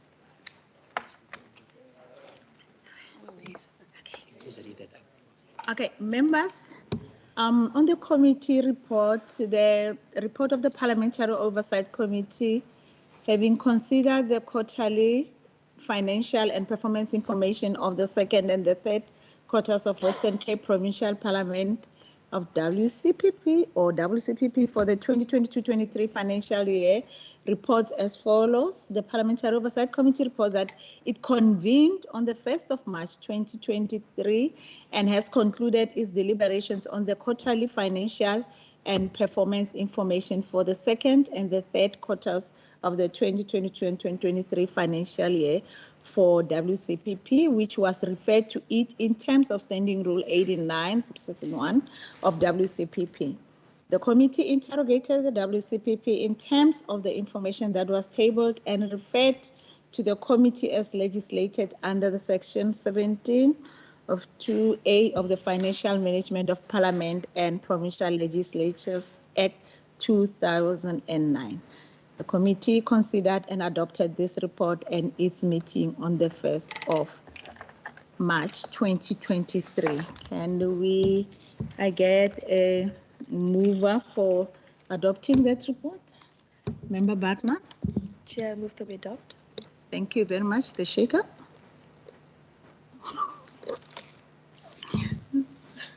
Is adopting the report of today's engagement. Seconded. Thank you, Chair. Thank you very much. Okay, that was adoption of so we are done with adopting the report of today. So members, the question is, do we start with adopting all these documents? Thank you. Yes, Chairperson. Thank you, honourable members, through you, Chair. Chair, so this is just highlighted as I always do. I will just do the broad resolutions, but then I will listen again to the recording, and I will make it more simplified, Chair. Chair, so some of the documents was in terms of that was requested was from Member Lecker was about the exorbitant costs, etc., of the institution earlier on, and the Tetanati reports for 2021-22 and for 2022-23. Including what Member Bartman indicated, those breakdowns. I've got that from Member Bartman. And then the speaker indicated that they can do a tracking document for the committee on the maintenance of WCPP precinct with regards to the cockroaches and the insect infestation. So that will also go on, Chair. And then regarding the, WCPP indicated that there was a work study that was done, and they indicated a report on that. And Member Lecker also asked them a report on legislation for 2022, 2023, 24. Oh, there we go. Thank you, ma'am. A member for that. And then as well from you, Chair, there was a report in the decision to reduce the committee staff when they go on cluster oversight visits. That was a request for why they have done that. And they indicated that they can supply us with a resource strategy plan in that regard. So that will also go on the committee's minutes, Chair. Then from Member Bartman, there was committee support. Should report to about the committee support in terms of the interpreters, etc., and in terms of the committee work, especially when they go on oversight visits for the logistics. They should have or develop a mechanism where they report to the deputy speaker with regards to the logistical challenges. So that will also go in. In terms of the functional enhancement report from Member Lecker again, basically what was implemented and what was taken out, they can give us a report on that. And then one section of WCPP should streamline the interpreting, sourcing and payments. That's also a resolution. I don't know, Member Bartman.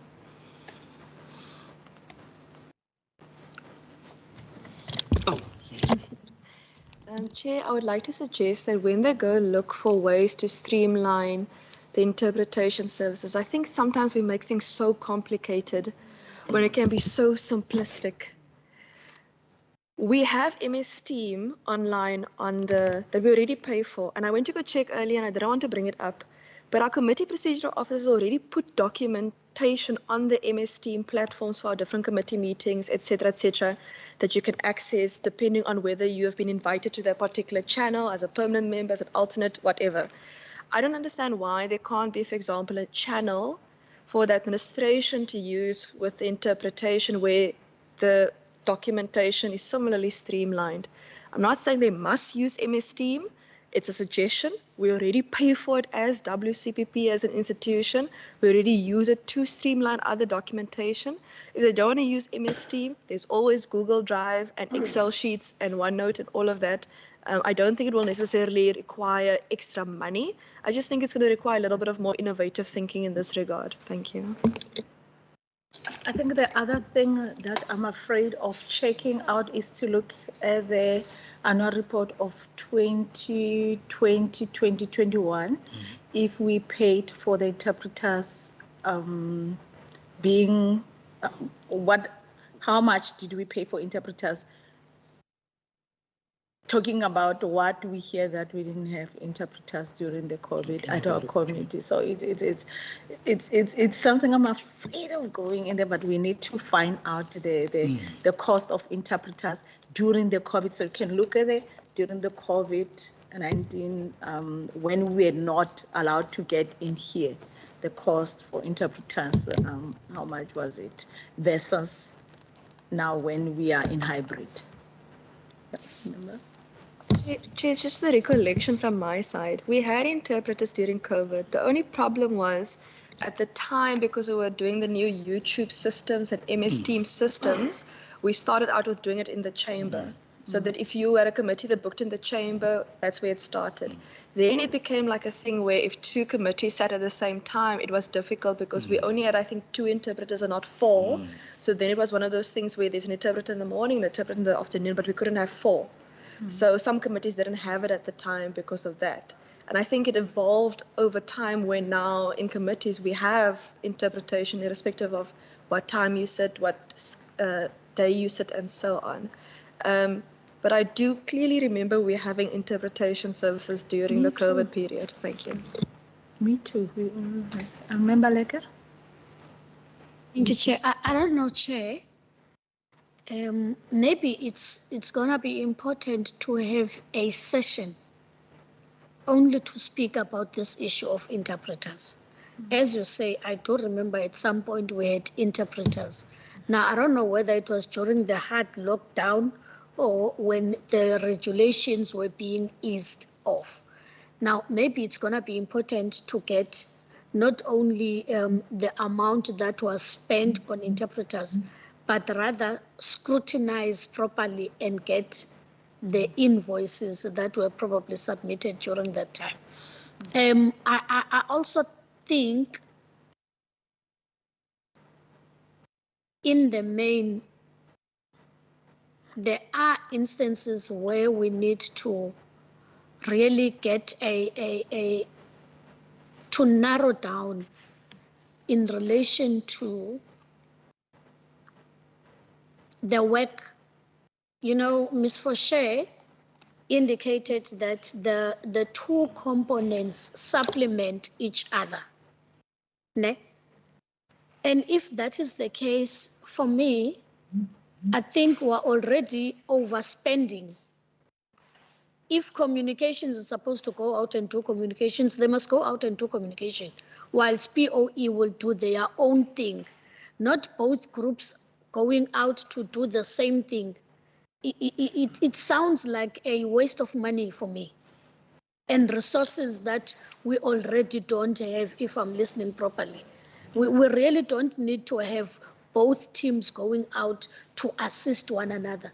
There's a specific team, and that team must be assigned to do its job properly instead of being supplemented by the other unit, whereas those resources could have been used elsewhere. For me, it's a duplication of work, and it's a waste of taxpayers' money. Okay, so the resolution is to engage with the PO, because I agree with you, it's triple dipping, because it's a procedural officer's office, is the communication, and is the PO. So it's like it doesn't have its own mandate. It dips that side and dips that side, but it has about the budget allocated for that program. So maybe what we need to say is to put in an agenda to engage with PO specifically, and call also the communications. Online is not working, and they are talking about implementing something that has to be online, but we couldn't engage about that because it's the service is down online. They couldn't do like they promised they'll be able to do that now. And I mean, those resolutions are the resolutions of, when did we send communication that we want to see? It was in December. December, I think we sent it in December, that we want to see how do they go about to go for us to look at our website, and today it's not. Yeah, so we don't have, so that is why I'm thinking that maybe resolution is to engage with the communications, the PO, and the committees together, so that we can check, because I tend to believe the concern from us is more about the community engagements. Are we really doing enough about that or not? And presently, the only thing that we have is about the YouTube that is not doing well. The only time that we got a lot of YouTube is when it was Lorraine's memorial service. It's the high numbers from no, that's the truth. So now it went down again. So we need to check how can we go about to assist, because I tend to believe that at least if we have a recommendation of after that engagement to add value to the service, that service, also we will feel good as the members that we contributed. It will be the stride that this committee made in this 6th Parliament to make sure that engagement with the communities it's really happening. And the last one, I think from me, it will be the one that we need the documents. After we receive the information, we'll look that out for if we need the further engagement. Member Leka? The resolution on functional enhancement. I didn't hear the part on the study in the office of the Speaker. Was it there? Remember, the secretary said they are going to augment what they submitted before. Yeah. At the time when they were giving information to us, the matter was still before the CCMA or something. Yeah. It was not finalized. I believe the matter has now or since been finalized. Yeah. And we must get such details, Jane. Yeah. So the last night we received some of the information that we requested. So you will by today, I think. It's already emailed. It's already emailed to you. So in the meeting, check it out and then check which is what is still outstanding on the information. But I tend to believe is what you printed. Is last night that you received? Yes, Chair, because I'm a visitor, I was trying to furiously go through all of the information, but I see there on page 2 in one of the annexures, there's even regarding settlement amounts and stuff. So I don't know if there's anything extra the committee asked for previously, but I see the information in the book here. Okay. Yeah, it was in the meeting. Yeah, it was sent last night, so I think in the morning it's not reached. So maybe what we can say is we are going to look at that information and for coming to populate the program, we'll use that document because it's a lot of information of the annual report that we're saying, unpacking everything that we felt that there needs to be an input from the committee in that regard. So.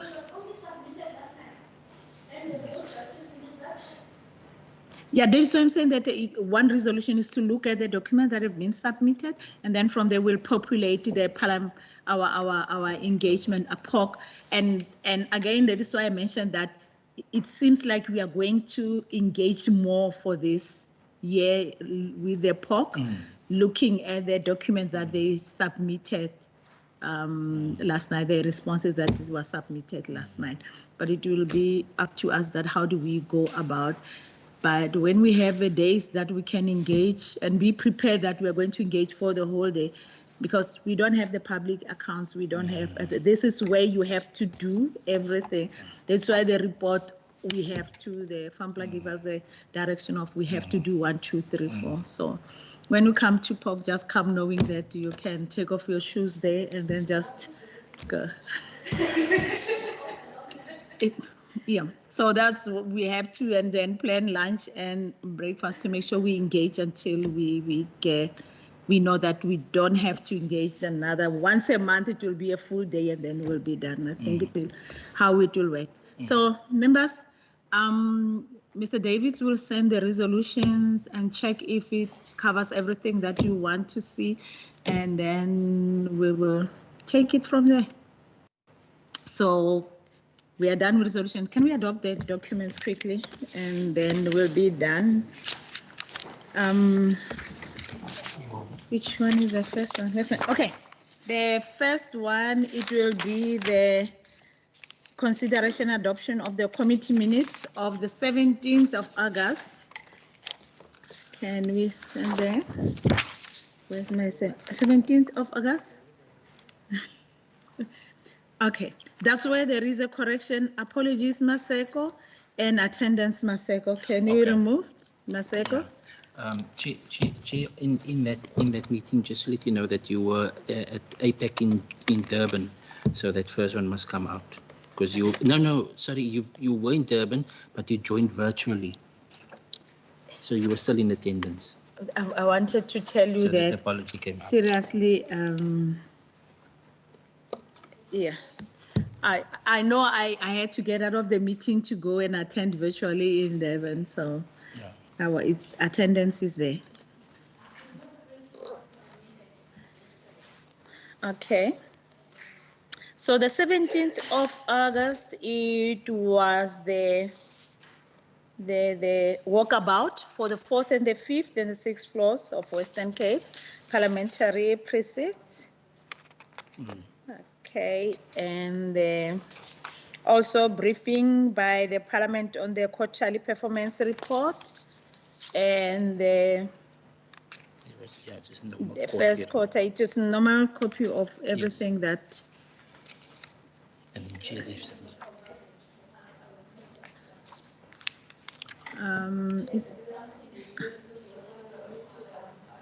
Yeah, so am I allowed to propose that we adopt? I'm going to propose because I'm the only one that was there with Bosman. I propose that we adopt the minutes and that we don't need a seconder. Do we? No, Chair, also Chair, on this matter, if you look at the minutes, Chair, right at the back, it was member Porter. It was, can the committee perhaps procedurally just agree then that you will sign it, seeing that it's adopted in this meeting, Chairperson? Yeah. Is that okay with the committee? Okay, and thank you very also much. be the minute that it was the committee agreed. Yeah, okay. Thank you. And then we go to the second one. The 11th of October. The annual report. That's the annual report. Okay, thank you. The 11th October, Bosman, Plato, Leke. You didn't send an apology, Leke? Member side? Yeah, I even conveyed the apology. Yeah. Okay, so it mustn't be absent, it must be with that amendment. Yes. Member said, are you the mover with that amendment? I'm the mover with them. I don't know who's going to be the shaker. I'll be the shaker. Thank you very much, member. And then the next one will be the 28th of November.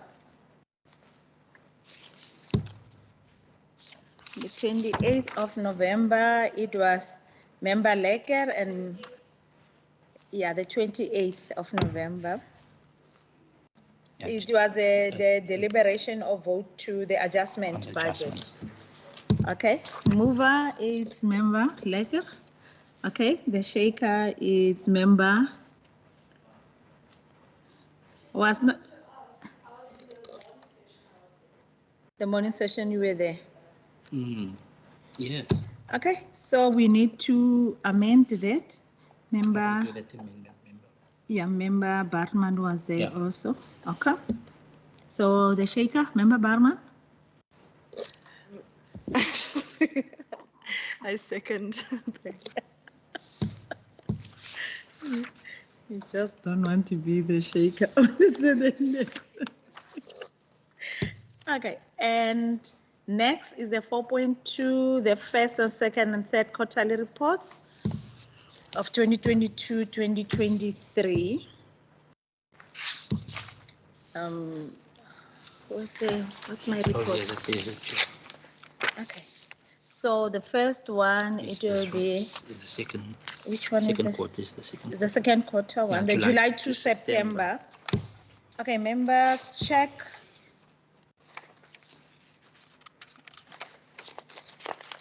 The table of members' attendance.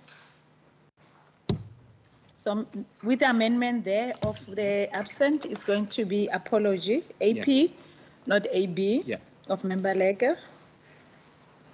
And then member, with the addition of Member Bartman, on attendance of the date. What date is it there? 28th? Yeah, of but November. for the 28th, that will be for the third quarter, Chair. Oh, it will be on the third quarter. Okay. Members, any other thing that you have identified? And so on the budget of the committee, allocation was 50,000, and we did spend 3,009 as at the end of September 2022, and balance is 46,000. Honorable Member Bartman. Thank you, Chair. I don't want to speak on Member Khalid's behalf, but I think he must be under alternate members, and Member Lacquer must be under the permanent membership. And then when I'm also under the permanent membership, it mustn't say AP by me by the first one. It must just say like not applicable because an alternate member is not So necessary. your alternate member are not on the And then list. where I was, you can just do the ticky thingy. But I think it just needs to be swapped around. Okay, thank you very much. And with that amendment, can I call for a move to support? Move to support. Thank you very much, member. And seconder? That's the July. Okay. And the next is from the October to December. Okay, again.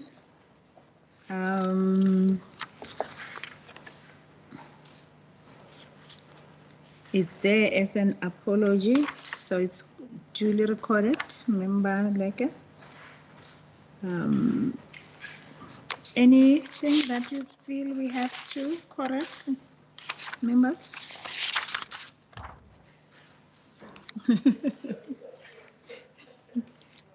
Members, say.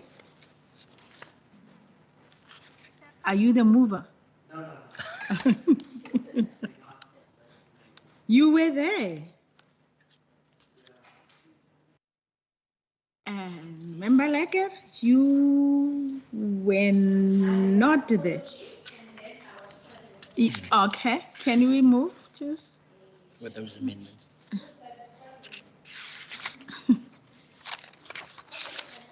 Okay, a second.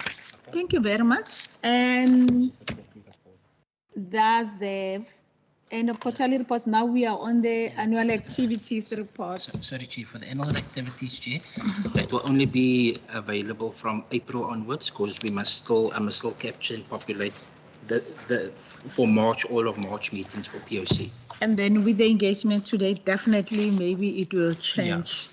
So we are going to skip that one and it will be sent to you. The committee resolutions tracking document for the second and third quarters of the 2022-2023. There we go. Chair, if I can just talk to the Chair for the second and the third one, Chair.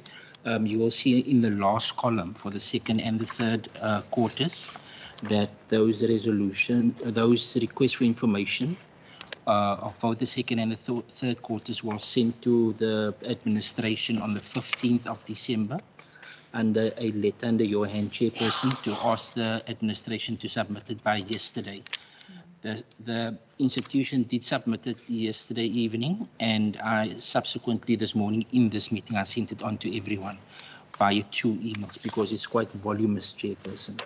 Okay, can we ask you a favor, Dustin? Yes.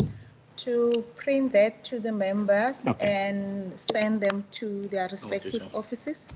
We'll appreciate that. I will do so. Thank you. So members, you can try to open, for those who struggle also, the hard copy will come to you so that it's a referral document in the office as we engage with the department. Is that in order?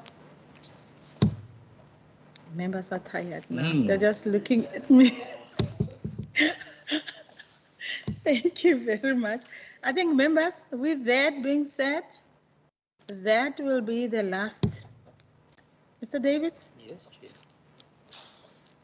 Thank you, thank you, thank you. And you were first, sorry.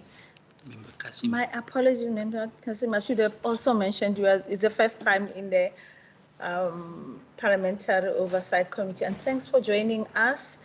It's one of the exhausting engagement, a very long one, but okay, so no, you have a voice, you don't observe. Also, yeah, your contribution is appreciated. Members, thank you very much. And with that being said, thank you, Chair. meeting is adjourned. Thank you, Chairperson. Honorable members.